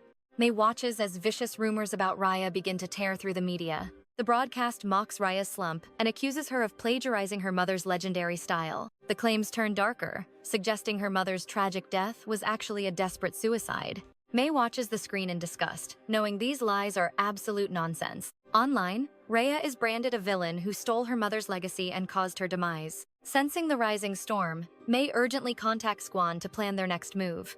Gwan demands a team meeting. Meanwhile, Raya's father calls, asking if she enjoyed his gift. In a cold exchange, she vows never to return to that house again. He ignores her defiance, asking about her husband instead. She promises to arrive for dinner. Raya's heart shatters in agony. In a fit of desperate rage, she destroys her canvas and packs her things. She calls Gwan, demanding they terminate the marriage contract immediately. She promises the final 1 billion won and thanks him for everything. Gwan senses her panic. Noticing she has already removed her wedding ring, she realizes he is watching but insists on returning to the chairman's home. Gwan refuses to let her walk into the trap, commanding her to stop this madness. Raya cries out that staying will only drag him into her mess. She admits the contract is over because she no longer believes he can save her. Raya's despair deepens as she reaches her psychological breaking point. Desperate, Gwan begs her to hold on, sprinting to her side. Bursting inside, he finds her shattered in a flood of tears. She admits the haunting voices return, hiding her madness to escape the asylum. Her greatest terror is becoming a prisoner like her mother once was. Through choked sobs, Raya confesses she once wished for death's embrace. She thought her end would please them, but now she yearns to paint. Gwan's heart breaks for her. Kneeling, he pleads for her silence, helpless against her crushing sorrow. He pulls her into a fierce, protective embrace. Later, Raya softly regrets her cruel words and sharp tongue. Gwan admits her doubt in his strength was his only true wound. Linking their pinkies, the soldier swears an oath that he never fails. She knows his strength, but fear remains. She fears the chairman's malice and vows to protect her warrior too. Raya realizes she lived in a tiny, lonely world of her own. Solitude had become her only companion until he arrived. Then 𝑭𝒂𝒌 crashed into her life, awakening feelings she never dared imagine. She remembers his kindness, wishing time froze before the fire grew hot. Would cutting ties have saved them from this dangerous, heart-pounding fear? Now her only dread is seeing her protector bleed for her. She will shield him with every fiber of her being. Despite his invincible aura, she demands an end. He finally feels loved. He chuckles softly, finding her protective nature unexpectedly sweet. Unsure, Raya asks if he's chasing fame on the silver screen. He smiles, predicting their names will soon dominate the 9 o'clock news. She warns of the chairman's wrath, but the soldier never retreats. Their lips meet, sealing a vow more binding than any contract. Gwan whispers a promise to settle every debt and shadow. He reveals a buried truth, forced to reclaim the past he abandoned. Returning her ring, he prays she stays by his side forever. 𝑭𝒂𝒌 departs for the brewing South Korean storm. War rumors swirl as the invincible desert mercenaries prepare for battle. Despite the meager 2 billion fee, the group follows their leader. Trusting Gwan's instinct, the elite unit mobilizes for the girl. The cold mercenary finally sheds his mask, revealing his true heart. For Raya, he will expose every dark secret he once hid. Sensing his transformation, the group realizes his mercenary days are over. May insists on continuing their mission to keep Raya safe. Schmidt believes their role in this drama has finally ended. But Gwan has a final, daring mission for his loyal crew. He plans to seize the empire while the chairman scrambles. Secretary Park reports that the scandalous articles are vanishing rapidly. The chairman stares in disbelief at the headlines. The 𝒂𝒏𝒂𝒏𝒅 group's secret heir is revealed, and it's 𝒂𝒂𝒌 himself. He stood as the 𝒂𝒏𝒂𝒏𝒅 group's sole heir, a titan ruling the nation's cutting-edge empire. Yet, Beneath this golden facade of dominance, ancient family chains were dragging the dynasty toward ruin. The chairman remembered the whispers. The secret child. 𝒂𝒌𝒆, the hidden bloodline. Raya watches the headlines shift. Her scandals vanish, replaced by 𝒂𝒌𝒆's corporate storm. She won't stay hidden. She summons Choi, refusing to face this war alone. They storm the KSC broadcasting station. Every eye follows the woman who dares return. Raya demands the director's presence. Her voice is steel. Her authority? Absolute. Facing the media mogul, she smiles coldly. Did you think I'd truly lost my mind? Her icy composure rattles him. He never expected the fallen queen to stand so tall. She cuts through the lies instantly. Your documentary was a farce. Now, hear my offer. Forget the slander. I'll give you a rating-shattering exclusive you can't refuse. Refuse, and I'll take this legend to your rivals. The director's resolve begins to crumble. With 𝒂𝒌𝒆 as her shield, the pressure is gone. The director greedily accepts the deal. Elsewhere, the wolf enters the lion's den. 𝒂𝒌𝒆 stands before his formidable father. His father feigns affection, but 𝒂𝒌𝒆 sneers. Stop the act. You've been tracking my every breath. There is a massive difference, 𝒂𝒂𝒆 growls, between being hunted and walking in myself. The chairman remains unfazed. Welcome home, son. Now, let's discuss your marriage. 𝒂𝒂𝒆's declaration is a thunderclap. I'll take the company, but I'll never live here. His mother gasps in outrage. How dare you defy us without our permission? But the chairman sees the truth. You returned for that woman, Raya, didn't you? Her blood is tainted by madness, he warns. Do you want broken children? 𝒂𝒂𝒆 stares back. I see. Why not? 𝒂𝒂𝒆 retorts. I'm already as broken as they come. Then marry a saint to fix your lineage, the chairman barks, pressuring his only hope. This obsession with pure blood was a curse, a desperate fear of their family's genetic shadow.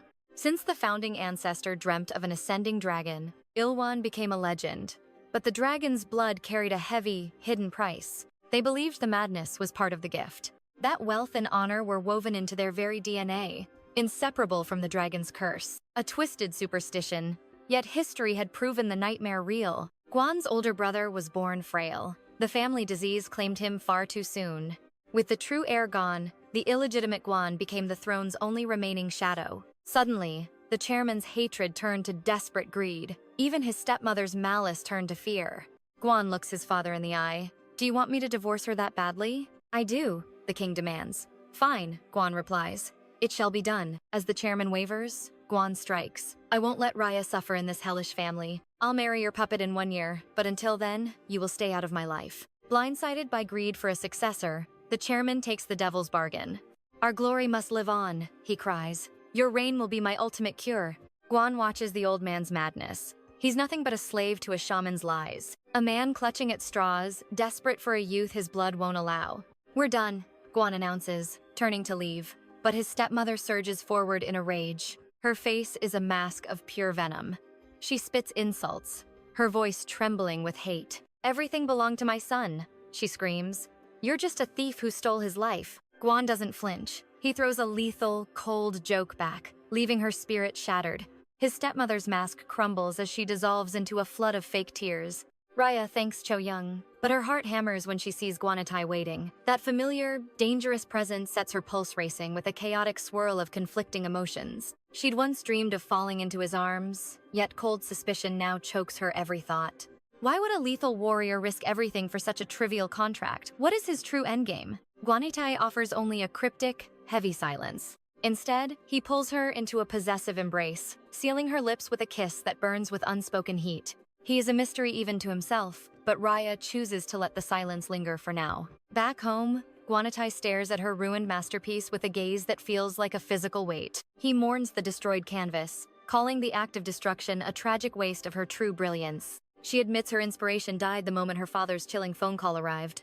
A flicker of pain crosses his face. To him, killing that art was like killing his soul. He reminds her he was the muse, and he is deeply wounded by her choice to burn it. His voice is a velvety command, urging her to reclaim her brush and capture his essence properly. Raya finds herself swearing to create a new legend on the canvas. He draws her close again, his eyes devouring her with a terrifying, protective intensity. To him, she is most captivating when she is creating, even when her heart is a fortress. His magnetic aura pulls her under as they share a moment of intimate silence in the water. As he watches her, he wonders why she has forgotten the girl he saw years ago, shivering alone in a tattered school uniform. He confesses they were both outcasts then, broken and bleeding under the summer sun with nowhere to call home. The heavy shadows of their shared past drift between them. He asks if her father's cruelty was what drove her into the hospital. She confirms the nightmare. They used her talent as leverage to break her mind. Now, her face flashes across every TV screen in the nation. Her cousin fumes as Raya prepares to burn their carefully crafted lies to ashes. The family watches the teaser in horror, while Leon's mother wastes away from the sheer stress of the impending scandal. The air is thick with dread as the fallout of her war begins to manifest. Under the studio lights, the interviewer strikes, asking if she is just a cheap imitation of Ryu Seolian. She acknowledges the shared bloodline and style, but declares her art is a beast of its own. When pressed for a definition, she simply smiles, knowing some truths are beyond the reach of words. She drops a bombshell. Her solo exhibition will be held at the prestigious DS Hotel. Come see for yourself, she challenges, leaving the seasoned interviewer completely speechless and stunned. Elsewhere, Lee Sean scrolls through the digital storm of hate and praise with trembling fingers. Her phone clatters to the floor as jealousy rots her soul. Why does Raya always get to be the star? She calls her brother, hysterical about why Raya is invading their mother's territory for this bold move. He tells her to keep her head and remember the trap they have already set. Recalling the stinging shame 𝑭𝒂𝒌𝒆 inflicted on her, she wonders if she truly has the stomach for revenge. Swallowing her fear, she vows to strike tomorrow and end Raya's short-lived reign of glory. Raya reminds her aunt that the hotel's past success was built entirely on her mother's legendary name. The woman asks if this is a demand for a favor. Internally, Raya prepares to dismantle her father and Kang Mio piece by agonizing peace. She proposes a deal, an exhibition at Diaz Hotel that will be a goldmine for them both. The hotel is bleeding money and needs her mother's ghost to survive. Greed, she knows, will always trump personal grudges in business. Her aunt caves, agreeing to the terms and promising that her secretary will handle the final details. Today, the stoic Schmidt stands guard over her. His icy silence makes the air heavy, unlike the easy banter she shares with Cho Jung or Mei. A sleek car screeches to a halt, and a mysterious woman emerges, demanding a moment of her time. Schmidt reveals the newcomer is Guan's mother, but Raya coldly refuses to entertain the ghost of his past. Stunned by the icy response, the woman freezes. Raya's voice is sharp, declaring that uninvited guests shouldn't bark orders like they own the place. She adds a stinging remark, noting that even a stranger should have the decency to show basic manners. I thought the same watching you on screen, the woman retorts, her eyes narrowing at Raya's fearless and defiant gaze. Raya accepts the insult as a compliment with a chilling smile. Name the place, she demands, and I'll clear my schedule to finish this. My home, the woman snaps. Raya simply nods, walking straight into the lion's den without a second thought. Inside the car, Schmidt admits that having her as an ally is a relief. Raya smiles, promising he'll always be on her side from now on. Curious, she asks about their history. Schmidt reveals the woman once hired his firm to dig up secrets and audit Guan's life. Even after the case closed, he fed her crumbs of information just to keep the peace and stay in her good graces. Refusal wasn't an option. If he hadn't complied, they would have simply hired another shark to hunt him down. Guan is heading our way now, he reassures her. There's no need for you to fear that woman's venom anymore. He warns her to trust only Guan, no matter what lies are told. Inside the apartment, the woman sneers that Raya's husband won't save her. He's conveniently stepped out until we're done, she purrs, trying to mask her lethal intent with a layer of fake concern. Sliding a heavy envelope across the table, she mocks Raya's status. A commoner like you shouldn't even dare to speak of divorce. Do you realize the entire family despises this union? She hisses. I have my own burning reasons to see you destroyed. Then, the mask slips to reveal a painful truth. 𝑭𝒂𝒌𝒆 was a monster from the moment he was born, she whispers. He eliminated my son. Poor Hun spent his life rotting in hospitals, living in misery until he died with his soul unresolved. And now, that murderer has stolen the company, married the woman Hun loved, and snatched the crown that belonged to her dead son. Her voice shakes with pure bitterness as she demands justice. Raya remains silent, a calm statue amidst the woman's emotional storm. Blinded by fury at the silence, the woman lunges, hurling a boiling teapot directly at Raya's face. Like a shadow, Schmidt intercepts the strike. He stands as an unbreakable shield, preventing any further harm to her. Why bully the innocent? A cold voice echoes through the room. If you want someone to vent on, look at me. 𝑭𝒂𝒌𝒆 emerges, pulling Raya into his iron grip protectively. The murderer has arrived, he growls, his gaze territorial and lethal. As the woman screams, Raya douses her with cold water. Calm down, she says. Bring evidence or a doctor, not a pathetic tantrum. A small, proud smile plays on Guan's lips. You defended me well, he whispers, his heart stirring for his brave wife. "Let's leave," Raya urges, but Schmidt stops them. He needs to change his clothes after the teapot incident. Guan offers a rare apology for the chaos. Schmidt just shrugs, heading to find the staff for a quick change of clothes. In the quiet, Guan offers her a cigarette. "No thanks," she declines softly. "I've never picked up that habit." He chuckles, teasing her tough exterior. "You look like a little thug. Hand over your wallet before I search your pockets myself." Those words spark a flickering memory she can't quite catch. Then, Guan's playful gaze turns dark and dangerously serious. "I am a bastard," he confesses, "but not the kind people imagine. I wasn't born from a simple, dirty affair. Have you heard of a talisman child? He was a human shield, born only to absorb the misfortune haunting his sickly brother." He reveals the dark bloodline curse of the Ilwen group, a hereditary disease that slowly robs the body of its ability to move. His older brother, Guan Hyun, was the first to wither. The symptoms manifested while he was still just a young boy.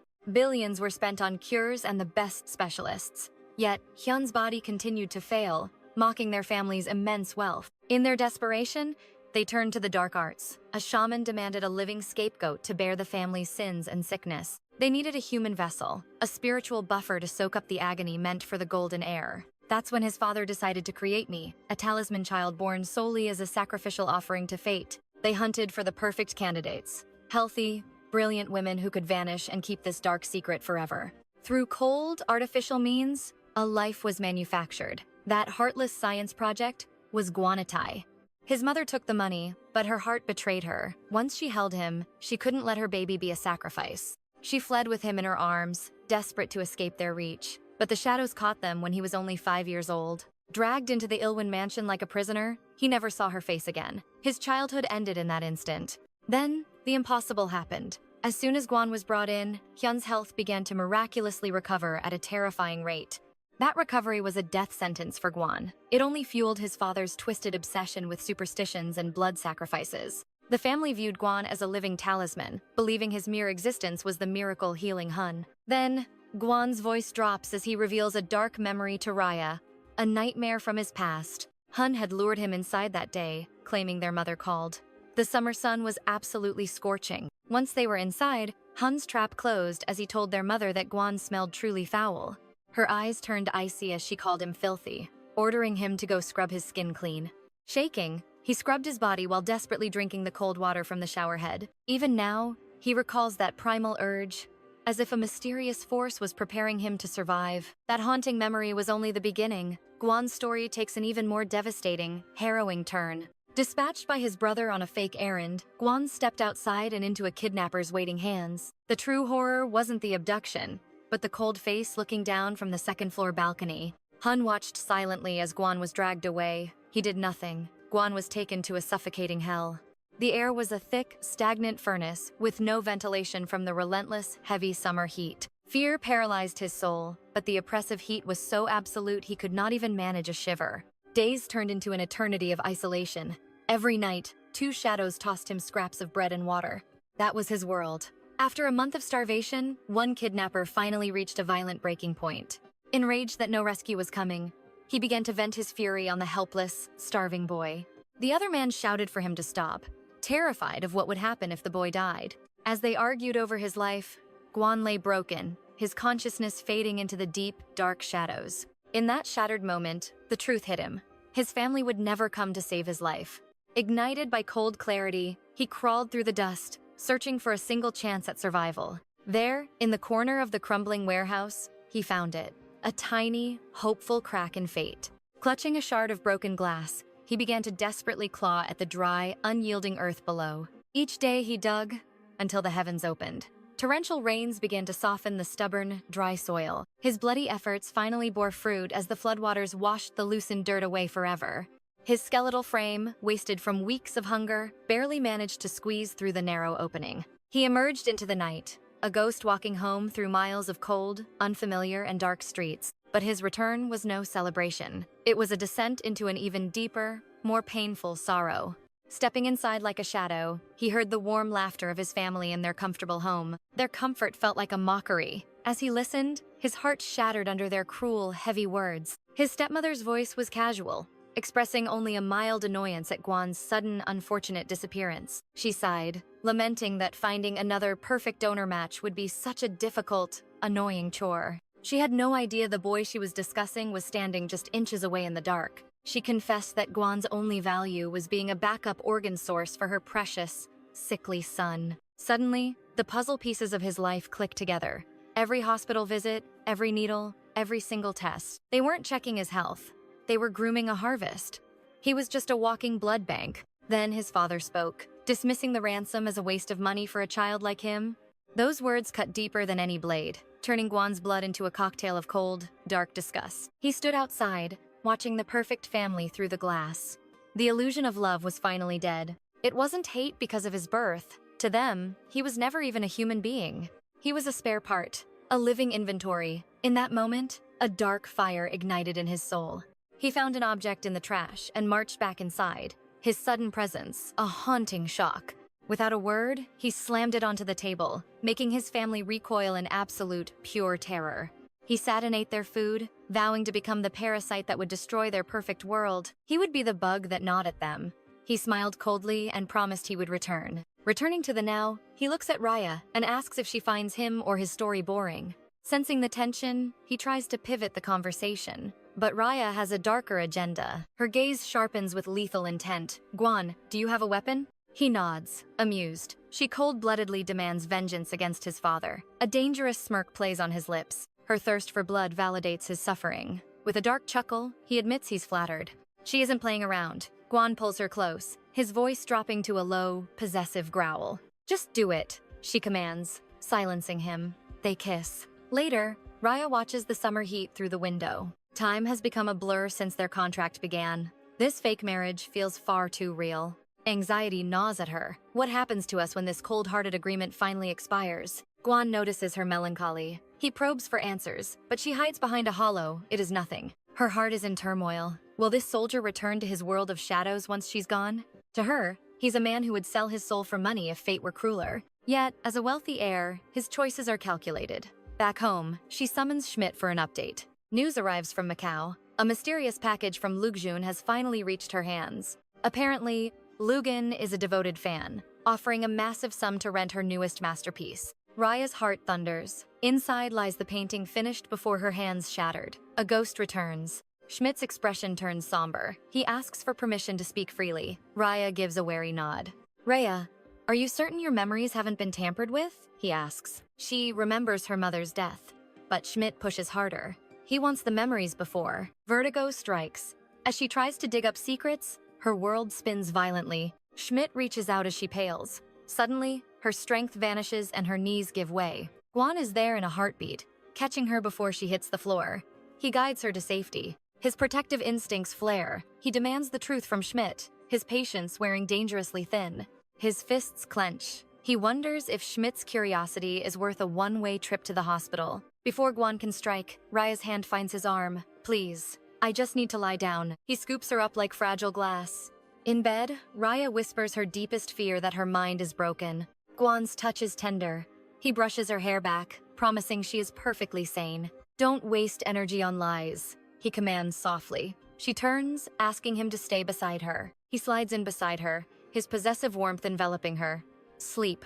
I'll be here when you wake." Cocooned in his warmth, she finally drifts to sleep. Once she is asleep, the soldier transforms back into a predator. He corners Schmidt outside. "I warned you," he hisses. Probing her trauma is off limits. His voice is cold enough to freeze. Schmidt remains defiant. He's risked everything. A little mental pressure is a small price for the truth. Guan's eyes flash with fury. His sacrifice was his choice. It doesn't mean you can break her. "Coddling her is a mistake," Schmidt counters. He believes Raya's spirit is forged in steel. Guan falls into a heavy silence, staring at the painting. The tension in the room is suffocating. Schmidt breaks the quiet. A recently retired employee from the Lee residence has finally surfaced. May's investigation revealed a chilling truth. The man had been secretively filming Raya's every move for years. Hidden cameras captured her entire life in that house. She was living in a glass cage. Guan's eyes narrow into slits of pure ice. Could those tapes restore the memories she lost? Schmidt confirms the possibility is nearly certain. "Can we bribe our way in?" Guan asks. Schmidt shakes his head. The security is absolute. Only Chairman Lee and his personal secretary hold the keys to that digital vault. Every fortress has a weakness. Guan smirks. He has finally found the chairman's. He'll infiltrate the lion's den himself. Schmidt is stunned. Is the risk really worth it, Guan? Between his duties at Ilwan and guarding Raya's life, he's walking a razor's edge. Guan coldly declares he'll handle the situation himself. Get ready, he commands. The operation is now a high-stakes heist. Before departing, Gwen asks if Raya has seemed off lately. Schmidt brushes it off, claiming he knows her heart best. If even a shadow crosses her path, tell me instantly, he demands. The warrior's protective instincts are flaring up. He slides his phone across, revealing a hidden truth. Schmidt's eyes widen in disbelief. This hasn't surfaced yet? He gasps. Not yet, Guan smirks, but it's the ultimate weapon for when the trap snaps shut. Raya stares at her phone, lost. Guan's parting words echo in her mind like a haunting melody. He claimed business would keep him away all weekend. Don't wait up, and don't you dare shed a tear, he had teased. She sighs, sensing a strange distance in him. The constant check-ins and midday calls have vanished into thin air. Now, the heavy silence of the house feels louder than ever. Unable to suppress her intuition, she finally dials his number. The phone rings out, the seconds stretching into an agonizing eternity. But it is not his voice that answers. It's Li Shan, sounding dangerously composed. Oops, she chirps. I picked this up by mistake. Guan is quite occupied right now. The cousin sneers. Raya's blood runs cold as suspicion begins to boil in her heart. Why are you handling his personal calls? Raya demands. Because we are both extremely busy together, Shan replies with venomous lilt. Raya's knuckles turn white as she grips her phone. A frost of betrayal begins to settle deep within her chest. The explanation feels like a lie designed to cut deep. She demands to speak to him, but Shan dismisses her cruelly. She tries to steady her frantic breathing, fighting the rising panic. This is not the first time her cousin played twisted games. A dark thought lingers, could they truly be together? She shakes it off, refusing to let one suspicious call break her trust. Seeking the truth, she immediately reaches out to May. Tell me, she pleads, do you know where Guan really is? May assures her he is just tied up with work. But when asked about the cousin, the tension in her voice rises. Come over right now, Raya commands. I am not sitting idle. I am going to find Guan myself, no matter what. An hour earlier, Li Shan dropped a bombshell in the chat. She announced to her friends that she was finally getting married. I am marrying into a legendary family, she bragged. This scheme had to be perfect. Failure was simply not an option. Guan is ushered into the living room like a predator in a cage. They offer him a chilled drink, which he accepts stoically. Shan's brother begins the interrogation, surprised by Guan's allegiances. He never expected the soldier to align with Ilwan's powerful group. He's surprisingly polite, the brother muses. Given our last bloody encounter, I expected him to start swinging fists immediately. Guan ignores the small talk, cutting straight to the point. They finally reveal their hand. They want a dark collaboration with him. We know you've been eyeing the Disin corporations lately, the brother explains. Their greed was finally coming to the surface. With his father's massive shares, they hold the swing vote. Guan asks if their mother approves, and they nod with confidence. Suddenly, the room begins to spin. Guan's strength fails him as he collapses onto the table, completely unconscious. The new designer drug works wonders, the brother laughs. It leaves the system so quickly that no doctor finds a trace. He orders guards to haul Guan upstairs. Li Shan trembles with dark excitement, urging them to take the incriminating photos. As they arrange him for the fake scandal, his phone vibrates. The caller identity flashes on the screen, Looney Beauty. The brother sneers as he sees Raya's name. Shan decides to answer, noting that Raya is powerless to stop them now. After delivering her verbal venom, she disconnects and collapses. She falls to the floor in a fit of manic joy. They lean for a staged kiss, but Guan's eyes snap open.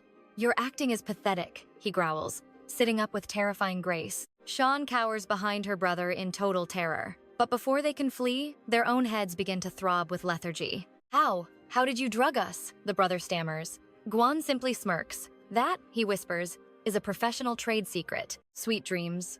Guan mocks. Look forward to the consequences. The day before, Guan had already met with a secret contact. He offered a bribe 10 times larger than the enemy pay. He handed over a substance designed for a brief, controlled slumber. His orders were simple. Swap their lethal concoction for his harmless substitute. The hunter had become the prey without even realizing it. Back in the present, Guan quickly checks his messages. He needs confirmation that every second of their treachery was recorded. The mission is a success, the evidence secured. But then, A high-priority warning from Cho Young flashes on his screen. Rhea is on her way to your location. Guan's iron composure finally cracks. Why is she coming here now? He demands. Cho Young explains the cousin's call tipped her off. Racing through the city, Raya's mind is a whirlwind of doubt and fear. She remembers the briefing.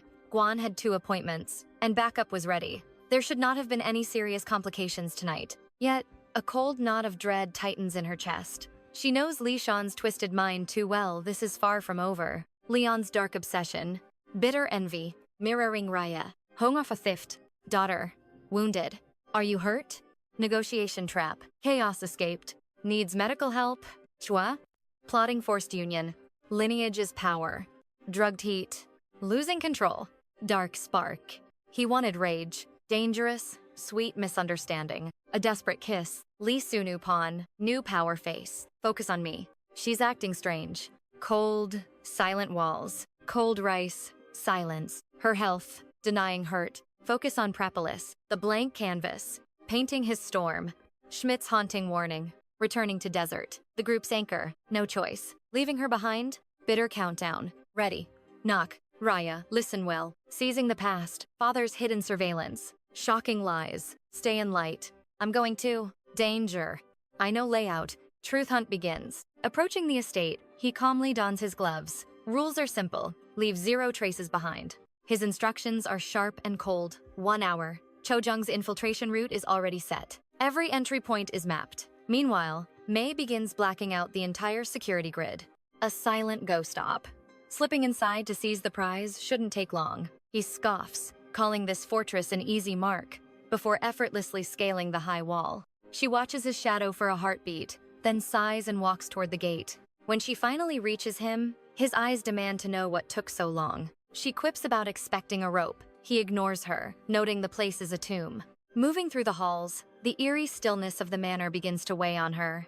Time is frozen here. Their target is the annex, the studio where her mother ruled. She tries to act tough, but a wave of nausea hits her at the sight. He grips her hand firmly. She types her mother's birth date. The door clicks open. Dust dances in the air. It's a preserved nightmare, the past still breathing in corners. Guan senses her sudden tremor and asks what's wrong. She stares at a painting. He recognizes it as her mother's final masterpiece. Her voice turns brittle and cold. Nothing has moved in 10 years except that canvas. It's been shifted from its place. Her father hated art. He never displayed paintings, making this anomaly feel deeply sinister. Why was this specific piece moved? They ransack the house, finding nothing but silence. No hidden safes, no secrets. Guan confirms the main building is just as empty. Running out of time, he suggests a final, desperate sweep of the studio annex. As the studio looms closer, her legs threaten to give out from the trauma. He orders her to the car, offering to go alone. She refuses. This is personal. With a heavy sigh, he pulls her into a protective embrace, vowing to carry her. They find a new, high-tech lock. The old password fails. Someone has been here. She closes her eyes, searching for a ghost of a memory from her childhood. She tries her own birthday. Success. Inside, they begin tearing through the digital archives. A void appears in the records. Every file from the year her mother vanished is gone. She plugs a drive into the projector. Suddenly, a younger version of herself flickers alive. Her mother's voice screams through the speakers, a jagged edge of fury and desperation. Raya begged to stop, but her mother's obsession demanded she never drop the brush. It wasn't maternal love. It was a suffocating, twisted desire for perfection and fame. When Raya fought for freedom, her mother's shadow swallowed her whole in the dark. She was bound and broken. Her mother forced her to read the cruelest tabloid headlines. The critics were vultures, claiming the spark was gone, that the art felt hollow. They whispered that her mother's genius had finally been eroded by a crumbling mind. Then came the confession. Her mother hissed that Raya had stolen her rightful glory. The fame belonged to her. Without the title of master, she was a hollow shell. Terrified, Raya offered to be her mother's ghostwriter forever, just to make it stop. But her mother's mind was set. Trembling, Raya strikes the projector to kill the memory. Guan catches her wrist, his touch a grounding force amidst her spiraling agony. If it needs to be destroyed, he whispers, "Let me be your weapon. I'll do it." He kicks aside the debris in a silent fury before leading her through the garden. This garden was her prison, the place she was molded into a living doll. Her mother only saw a tool, never a daughter. Her pain was always invisible. Since escaping this hell, she's only ever craved one thing, someone who truly sees her. Gon destroys the canvas without a second thought. With raw intensity, he declares she's the only one. Her walls crumble. She confesses her heart, pleading for their marriage to endure. A voice warns of danger. They escape, but May is fuming. May lashes out at the mess. Gon ignores her, checking Raya's fever. She's burning with fever. He gently tells her to rest. Awakening, she demands the truth. Are they still together? He offers food to deflect, but she won't be silenced. Finally, he unmasks his darkness. A childhood spent in a warehouse at 9. The heat broke his mind. Normal emotions are now foreign. Only the instinct to kill remains. That's why he survived the red zone. He wants to butcher Lee Jong-won, Lee Seon, and her brother. But she's too pure for that. He's fundamentally broken. She hopes love can heal him. He knows his darkness is permanent. Protecting her is his mission. Staying together makes her a target. He's already sold his soul to Ilwan for her safety. She's devastated. She clings to hope. He kisses her hand and says goodbye. She recoils, realizing they are both beautifully damaged souls. In the heartbreak, inspiration strikes. She finally knows how to paint him. Gon drinks alone, haunted by a girl from the shadows of his past. He stepped toward her, and her defenses went up instantly. She claimed to be penniless, hiding a fresh bruise on her face. Another blow from life. He saw her pain but said nothing. A smoke for a name. Their strange bond began right then. A ghost of a memory, shattered by a ringing phone. The chairman offers the world. Gon demands nothing but silence. Stay in the shadows until Raya's big night is over. The old man submits. Gon cuts him off like trash. The line drops. The evidence is secured. The chairman's reign of terror is over. He prays she's no longer just a tragic headline for the public. He hears whispers of the exhibition's soaring ticket prices. Prices are skyrocketing. His wife is finally a star. Weeks pass. The doors to her soul finally open. He's been hiding, unable to look her in the eye. He stands before his portrait for the first time. It's chaotic and overwhelming. Is this how she truly sees him? The crowd buzzes with theories about the masterpiece. They call it haunting, yet they can't look away from its power. They wonder how such madness can be called a portrait. Whispers grow that she has surpassed even the legendary masters. Raya glides through the cameras with perfect, icy poise. Then, she greets Lujin, the man who offered her everything. Guan's blood boils. That smile she gives him, it burns. Is it the art or his heart?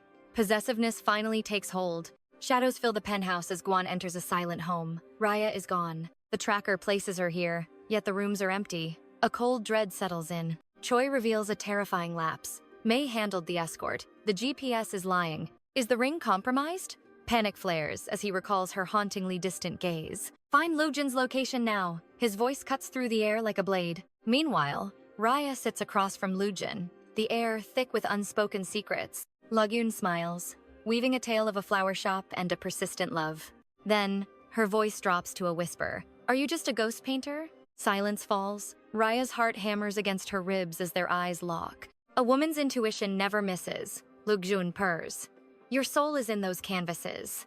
The mask slips. Raya admits that every stroke was hers, save for one.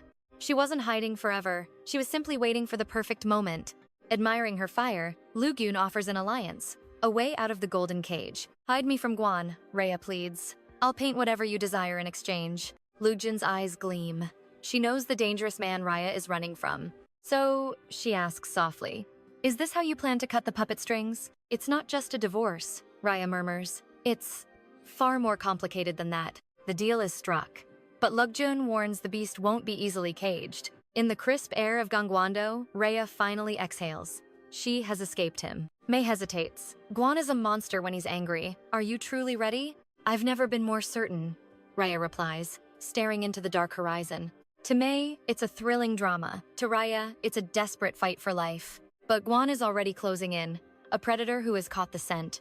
He demands an audience. Lugjun greets the legendary soldier with a smirk. Shall we play a game? She asks, gesturing toward the mahjong tiles. Guan kicks the table over. In Korea, we play my way. The tension explodes. Suddenly, cold steel surrounds him. Lugun's men have him boxed in. You're outnumbered, she sneers. But Guan doesn't even blink at the blades. He draws his steel. I'm just here to reclaim my stolen property, my wife. Why chase a woman who fears your very shadow? Lugjun taunts him. I just need to see her, Guan growls. If she sends me away, I'll go. On the balcony, the moonlight is shattered by the glare of approaching headlights. Guan is here. The one man she could never truly escape has found her. Raya steps out to face him, her heart a storm of fear and resolve.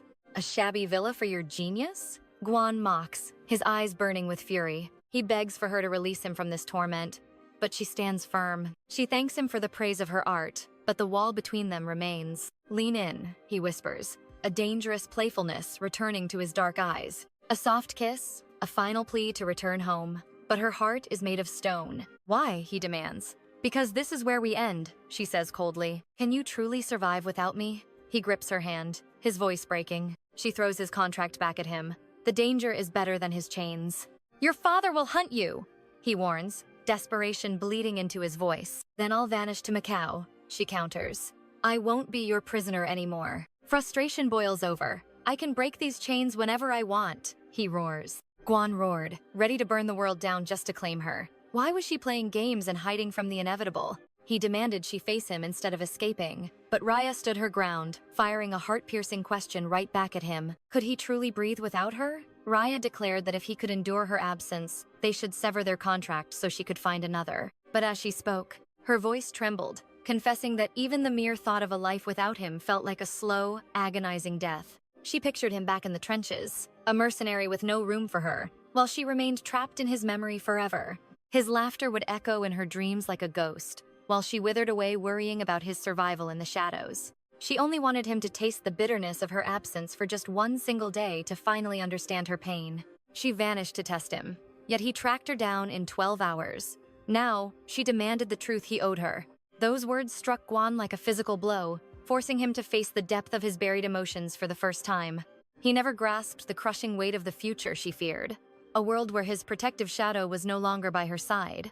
He finally understood how vital she had become. The sheer panic of those 12 hours searching for her had shattered his cold heart. For a man born of violence, he finally admitted the truth. He had found the one soul he could never afford to lose. He confessed that he pushed for divorce only to shield her from the blood-stained risks of his dangerous soldier lifestyle. But his gaze turned possessive. No divorce, he vowed. We will either survive together, or we will rot in the same grave. With a heavy sigh, he recalled the murderous frenzy that gripped him when he first saw Lu Jin near his woman.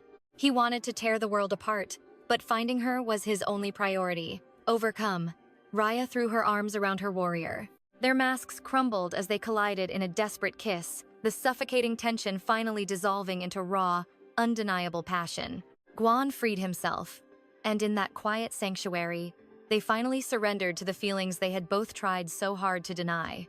As the road blurred by, Guan's mind drifted back to the past, remembering how elusive Raya had once been to him.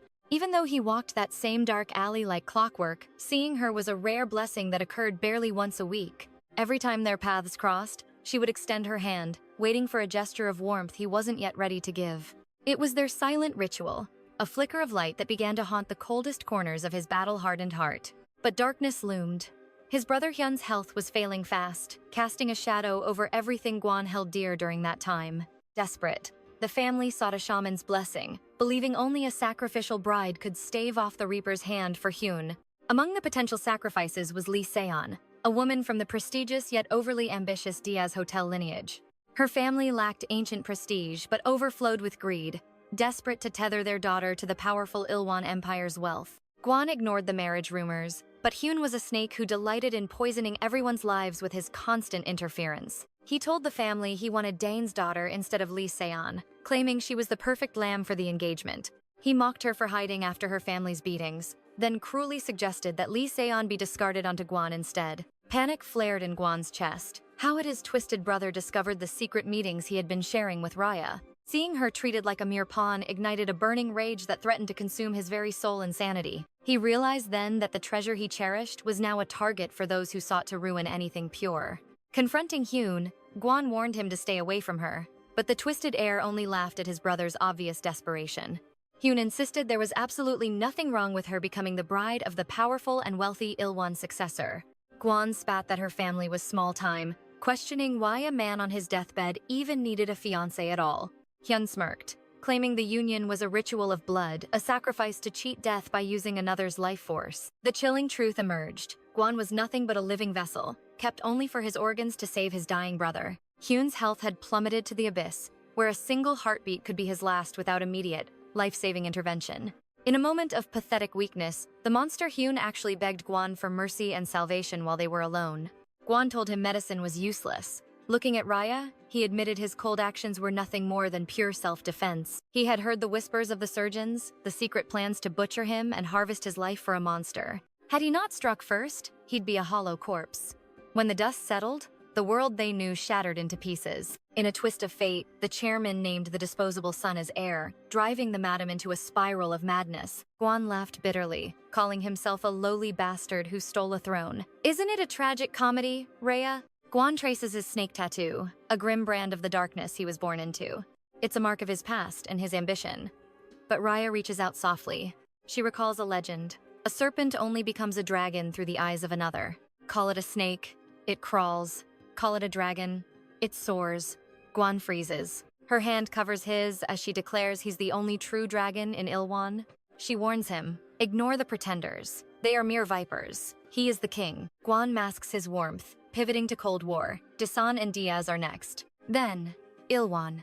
But his ultimate conquest will take 10 long years. Not for lack of power, but because he refuses to let Raya go. To keep her safe, he's rewriting fate. The gears are already turning. At 𝒊𝒏𝒂𝒏𝒅, the madam corners the chairman. No pleasantries, just cold ambition. She reveals Guan's plan to sabotage 𝒂𝒂𝒅. We share a common enemy, she sneers. The chairman smells a trap. Using my hand for your revenge? She nods. Her price for 𝒂𝒂𝒅's secrets is simple. He must erase Gon forever. 2 days since her return, and the house feels like a silent tomb. Gon is a ghost, lost in his war. Raya hesitates, phone in hand. Suddenly, it rings. An unknown number, but a voice from a haunted past. He speaks with a gentle poison, trying to bridge a gap long dead. She listens, guarded. His false concern triggers the sharp ache of her youth. Dark memories she tried to bury resurface like ghosts in the hallway.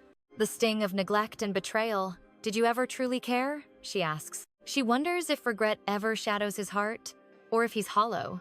His voice cracks with late-arriving sorrow, wishing to undo a life of pain. He begs to meet, offering an inheritance she views as nothing but filth. The past has taken enough, she snaps. She won't live in his shadow. He pleads for one final goodbye. When he mentions leaving, Raya wavers. She warns him, don't repeat my mother's tragedy. The air turns cold. I'll consider it, she whispers. Then, the line goes dead. Silence reigns. She sits still, shocked. She sounded exactly like the cold, calculated Gon. An hour prior, the war room is thick with the scent of tension. Schmidt drops a bombshell. Guan's mother is meeting with Dasan's chairman. It's a betrayal. She's trading their 𝒂𝒂𝒅 intel for a deadly alliance. Cho Young snarls. Their hard-won intelligence has been leaked to the enemy. Silence falls like a heavy shroud. The weight of betrayal is suffocating. May warns that if the truth leaks, their entire empire will crumble. Guan's eyes flash. We strike first. Burn the Prelace Bridge now. Choi hesitates, urging patience. We need more leverage before we go public. Wait and we die, Gon retorts. His authority leaves no room for doubt. May's fingers fly across the keys. The counterattack is already live. Gon shifts focus to Lugjoon. The business of war never sleeps. The offer jumped from 30 to 60 billion. The room holds its breath. But Schmidt adds a catch. Lugjoon demands a private meeting with Raya. The temperature in the room drops to sub-zero. Guan's expression darkens. His possessive side flares. Why is this man fixated on his woman? As the team leaves, Gon remains.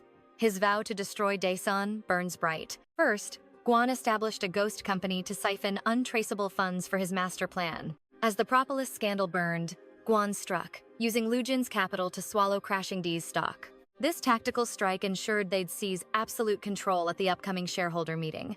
With one final move, Lee Jung-won would be purged from Dasan's management forever. Gon dialed the hotel chairman's wife, his voice resonating with cold, undeniable authority. He signaled the endgame, ordering her to snatch every falling share at the target price. As she begged through trembling sobs to spare her family, Guan's heart remained a fortress. He coldly retorted that her family's salvation rested solely on her children's total obedience. Mercy wasn't in his vocabulary. Elsewhere, Raya stared at her phone, her thumb hovering. A breaking news alert flashed. The chairman had been arrested for criminal negligence. A suffocating weight pressed against her chest as the chaos truly began to unfold. Guan's updates lit up her screen, but a sudden, piercing ringtone cut through her thoughts. It was Park, his voice strained with panic as he demanded her immediate return home. Though she'd severed all ties, his desperate persistence wouldn't shatter. The chairman was dying on an operating table, found too late for any medical miracles. Park dropped a bombshell. The chairman had tried to end his life because of Raya. Stunned silence followed. Park hissed that this was likely the chairman's final curtain call. A no resuscitation order existed, but they needed her family consent to pull the plug. Fulfill your final duty as a daughter, Park urged, weaponizing her sense of obligation. Despite the poison of resentment in her veins, Rhea knew she couldn't walk away. She agreed to the meeting, her heart leaden as she rushed toward the exit. Shadows loomed in the hallway. 2 massive men stood guard, watching her every move. These were the elite desert mercenaries. "Command us, madam," they stated with unwavering loyalty. "Take me to the general hospital. Now," Rhea commanded with newfound steel in her voice. They warned of the looming danger, but Rhea's resolve was an unbreakable blade. The engine roared. At the hospital, Rhea saw a withered, haunting version of Mr. Park. His once impenetrable mask had crumbled into a map of exhaustion and hidden desperation. He was a ghost of his former self, yet his obsession with control remained. As the guards closed in, Park barked an order, demanding absolute family privacy. The heavy door slammed shut, sealing Rhea inside and severing her from any rescue. Rhea's blood boiled. She had endured his games, but this was her final breaking point. No more strings. She confronted him, demanding to know who gave him such authority. How dare he gamble with lives after she spent years bleeding to escape his shadow? He sneered, claiming her artistic brilliance was merely a leftover from her mother's bloodline. To him, she was nothing but a haunting echo, a remnant of the woman he owned. He spat that her rebellion was a betrayal of the sacred bond they shared. His venomous words pierced her heart, yet Rhea's face remained a mask of cold stone. The sting was sharp, but her resolve was tempered in fires he could never extinguish. Then came the chilling truth. He regretted not erasing her from existence years ago. "I won't miss twice," he vowed, drawing a lethal syringe with murderous intent. Unflinching, Rhea drew her own hidden steel against the encroaching darkness. Shock flickered in his eyes at her blade, but Rhea's voice was cold as winter. "Did you think I'd stay a helpless child, weeping in the shadows forever?" she hissed. When he asked who turned her into this warrior, she smiled. "My husband taught me." Rhea cut through his lies, her heart hardened by a warrior's love and protection.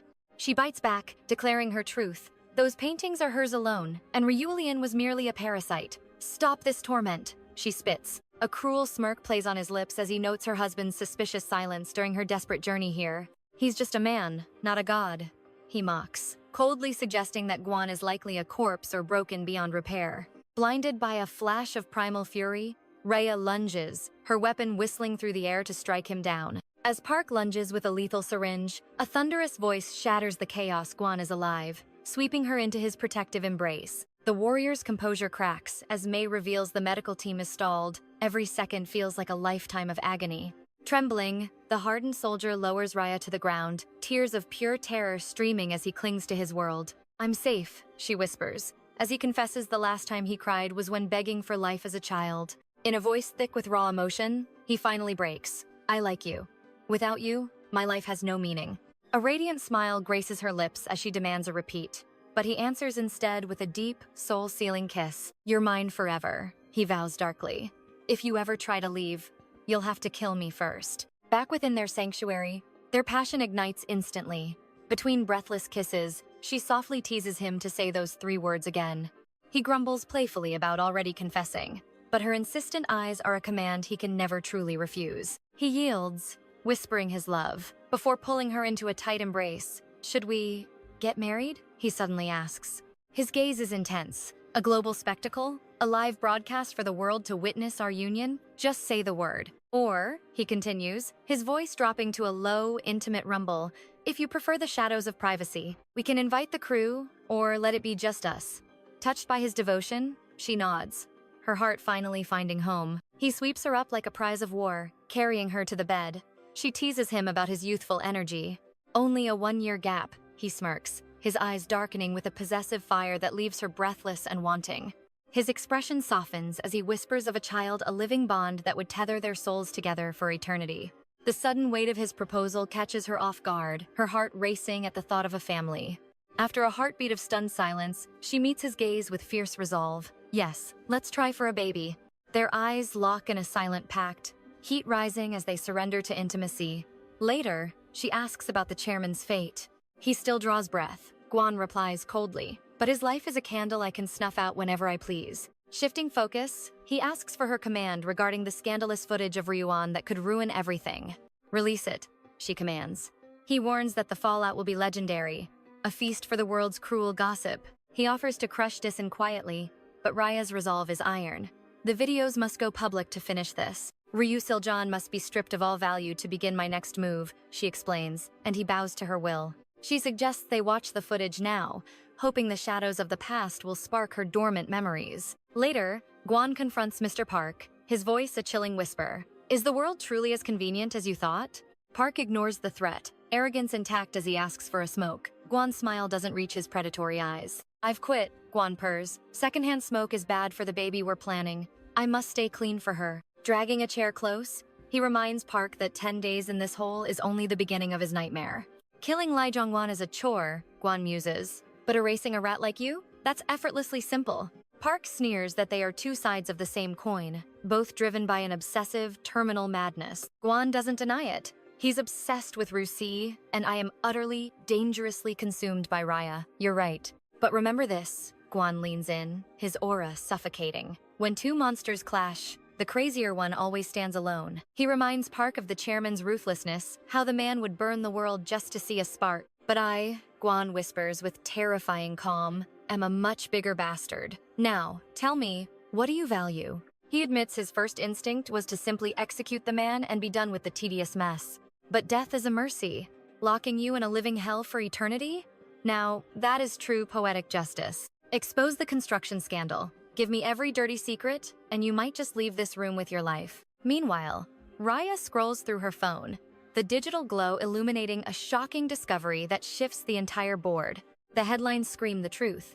Gwan's mother is the powerful chairwoman behind the foundation owning Ilwin Hospital. It was the very question she'd whispered to him last night, a secret finally stepping into the light. She wondered how he found her, but he revealed he was trapped in that hospital too. He'd offered his organs to the old man, but the deal turned into a lethal trap. Without warning, they dragged him toward the operating table to harvest him like prey. He had a double agent ready, but the chairman's guards swarmed before he could move. The fact the theater was prepped proved their obsession with ending him was absolute.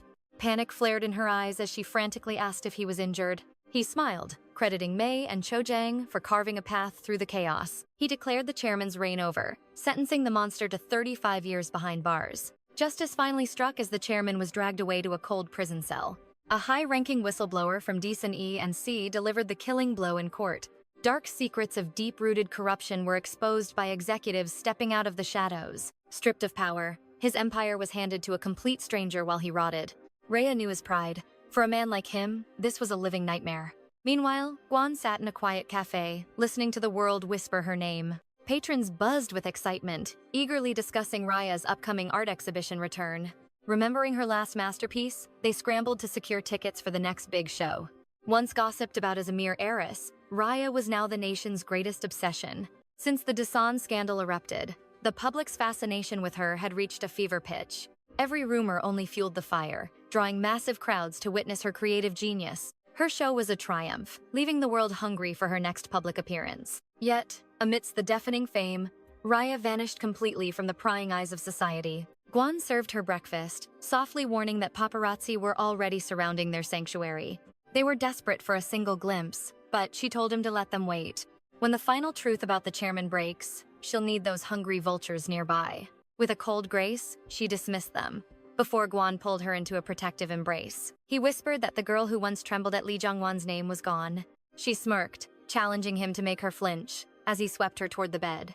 Her laughter filled the room, a sound he had hunted for across a lifetime. Memories flooded back of a boy who ran every day just to see her smile. He remembered the day his brother died, beaten to death by their cruel stepmother.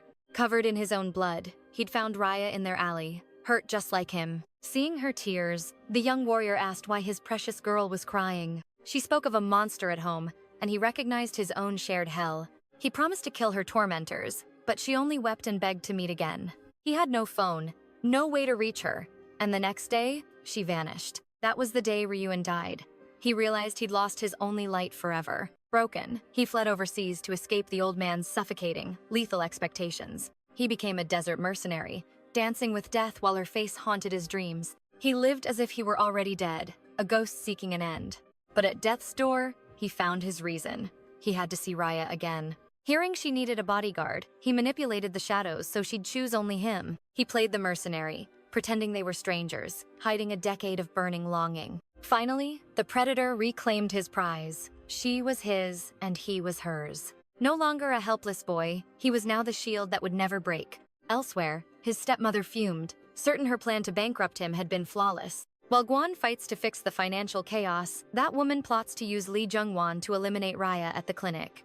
Her endgame? Handing Raya to her husband like a sacrificial lamb, leaving him to decide her grim fate or harvest her organs.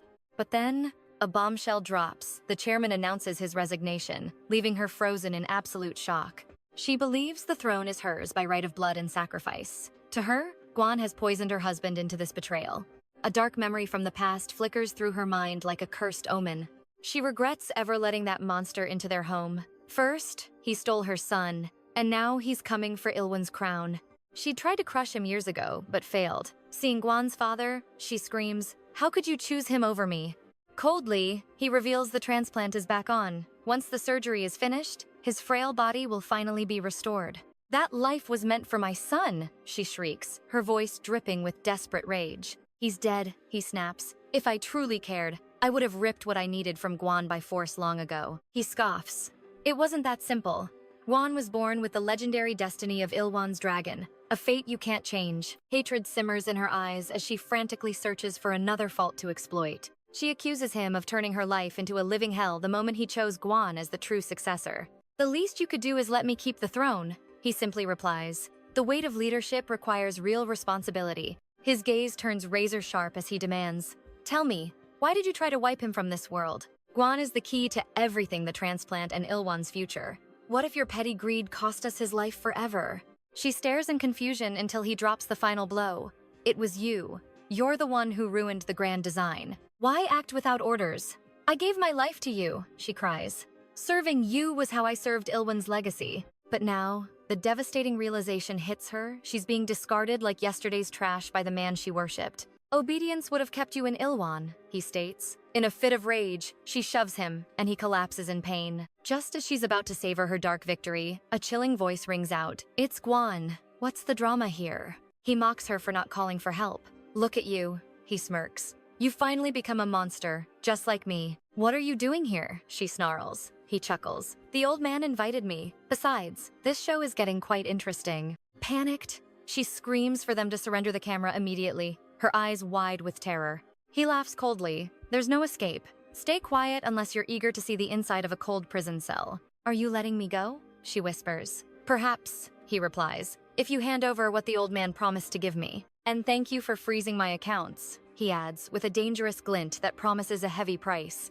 "Thanks to your interference, I'm about to lose Deeson right when it was finally within my reach. I need a massive fortune, and I don't care who pays. This is your only shot at survival. Take it. You've bled for Ilwin your whole life. Why stop now? Think it over before your time completely runs out." Later, Schmidt confirms the chess pieces are in place. Lee Jung-in has neutralized Mr. Park, just as planned. Gwan scoffs. That's the price for betrayal. Park was a pathetic dog, barking for the wrong master until the end. A smirk plays on Gwan's lips. All those guards and cameras were useless against May's legendary, god-tier hacking skills. The moment they spot his stepmother meeting Raya's father, they close in on their prey like silent predators. "She has no choice but to kneel," Gwan mutters. Suddenly, his gaze softens. "Let's go home. I really miss Raya." He steps inside and softly calls her name. Raya gasps. "You're back?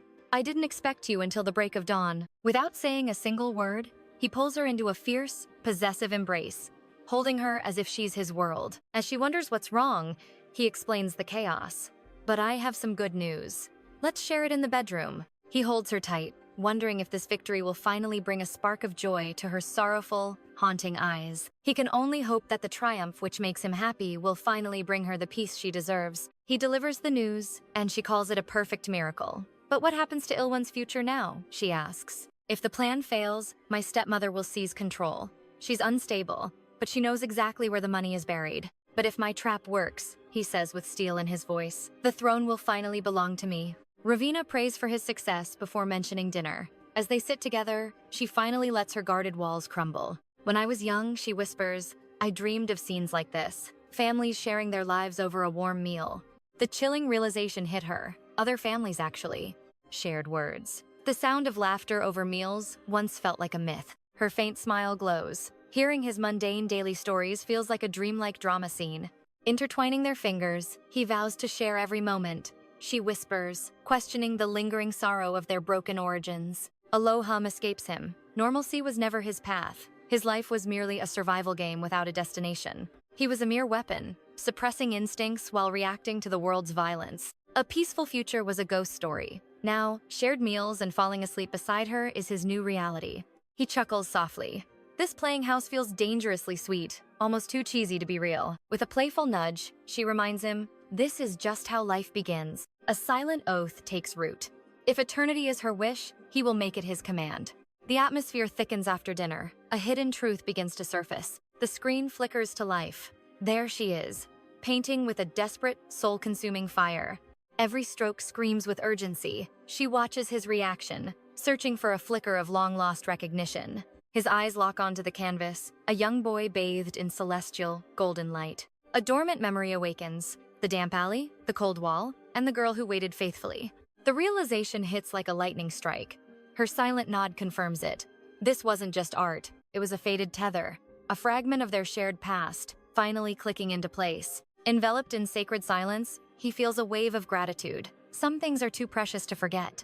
Redeeming their lost years, she proposes a daring idea. A symbolic bridge to reclaim their history. A matching mark, not of pain, but of rebirth. Guan stands frozen, deeply moved by her devotion.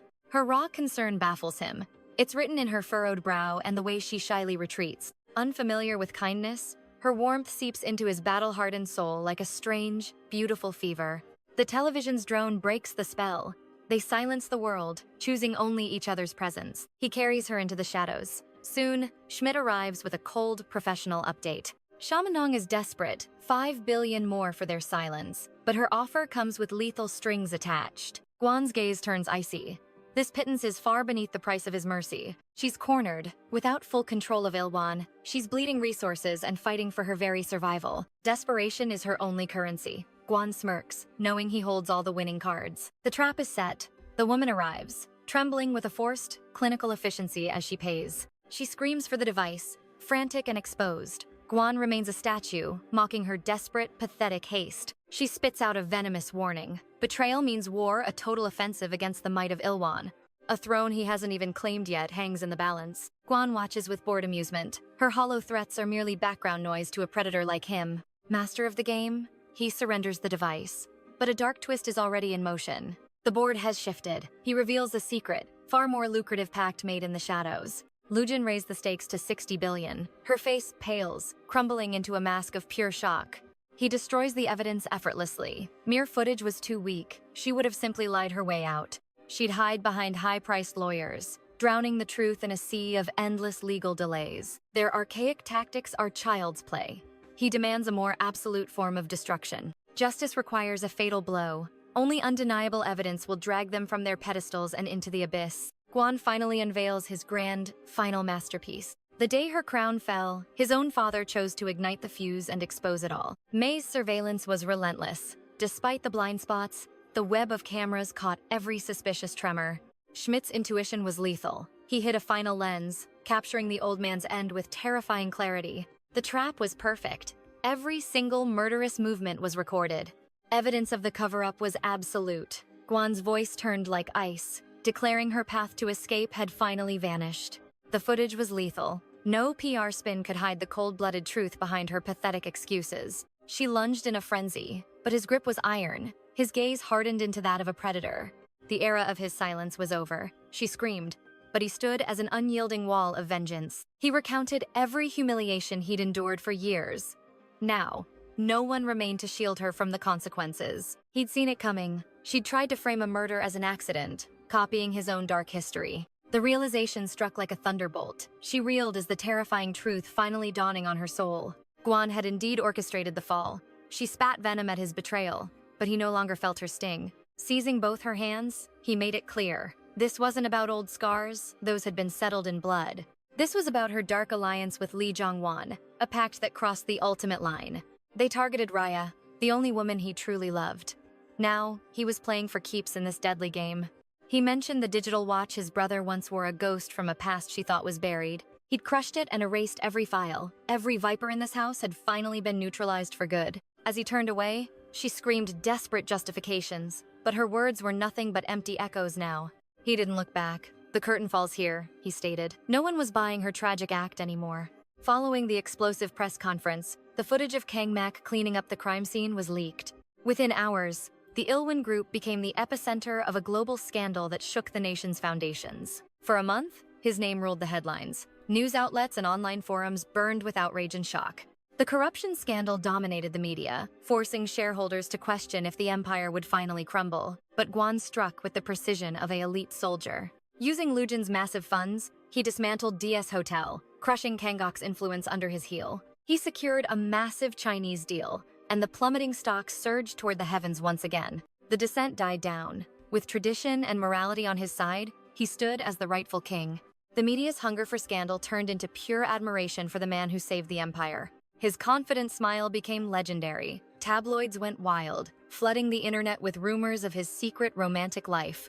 While preparing a meal in their private sanctuary, Rhea teased him about the latest gossip. Actresses and influencers were all supposedly vying for his heart. She listed names with a playful smirk. He just shrugged, focused only on the woman before him. But she narrowed her eyes, claiming he clearly belonged to her, regardless of what the world believed. He laughed, his eyes full of possessive heat. He teased her jealousy while she huffed in adorable annoyance. Still grinning, he declared the only way to kill the rumors was a grand wedding after his succession. As he gently fed her a bite, he suggested scouting wedding venues, but Raya had a mysterious meeting planned with May that afternoon. Guan pouted like a jealous husband, asking if she truly loved May more than her own protector. Rhea laughed, noting May was leaving soon. They had one final, crucial mission to complete together. When she met May, the air crackled with tension. "Everything is in place," May whispered. "Ready." She looked at Raya with concern.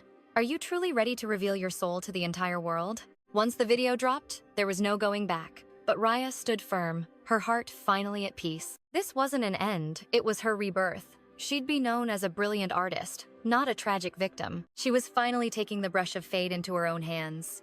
May smiled, awed by her strength. With one click, the video was released. It wasn't just a confession, it was a masterpiece of truth. It revealed her dark days at Decent Group and the agony of being a shadow proxy artist. Every horror the chairman inflicted was laid bare, exposing the rot beneath the golden surface. Yet, through the fire, she had survived. She had emerged not just unbroken, but truly free. This was her message to the world, to the dead, and most importantly, to her own heart. A final stand of strength. May watches Raya one last time, her heart brimming with unspoken prayers for her friend's future. She offers her total support before the video shatters the internet. Desen's darkest secrets are finally dragged into the blinding light. The funeral for Guan's father is a hollow spectacle. The hall overflows with hypocrites who never showed the man any mercy. They gather to play their roles. All eyes are on Guan's entrance, especially with the stunning Reiwa by his side. Her genius as a painter commands the room's absolute attention. It's a pathetic display of fake grief. His stepmother, broken by her own sins, retreats into the shadows of a psychiatric ward. After final rites, Guan notes that the old man's end was inevitable. A lifetime of corruption and malice finally caught up to his black heart. With eyes colder than ice, he vows to never cross paths with his father again, even in death. Raya observes the media frenzy outside. The rumors of their romance are spreading through the city like wildfire. Guan teases her about her jealousy ending, but she shoots him a defiant look, refusing to admit her feelings. Guan promises her a surprise. With a smirk, he reveals a newly inked tattoo, completely redesigned for her. She's stunned. He explains that since she hated the mark of misery, he turned it into something beautiful just for her.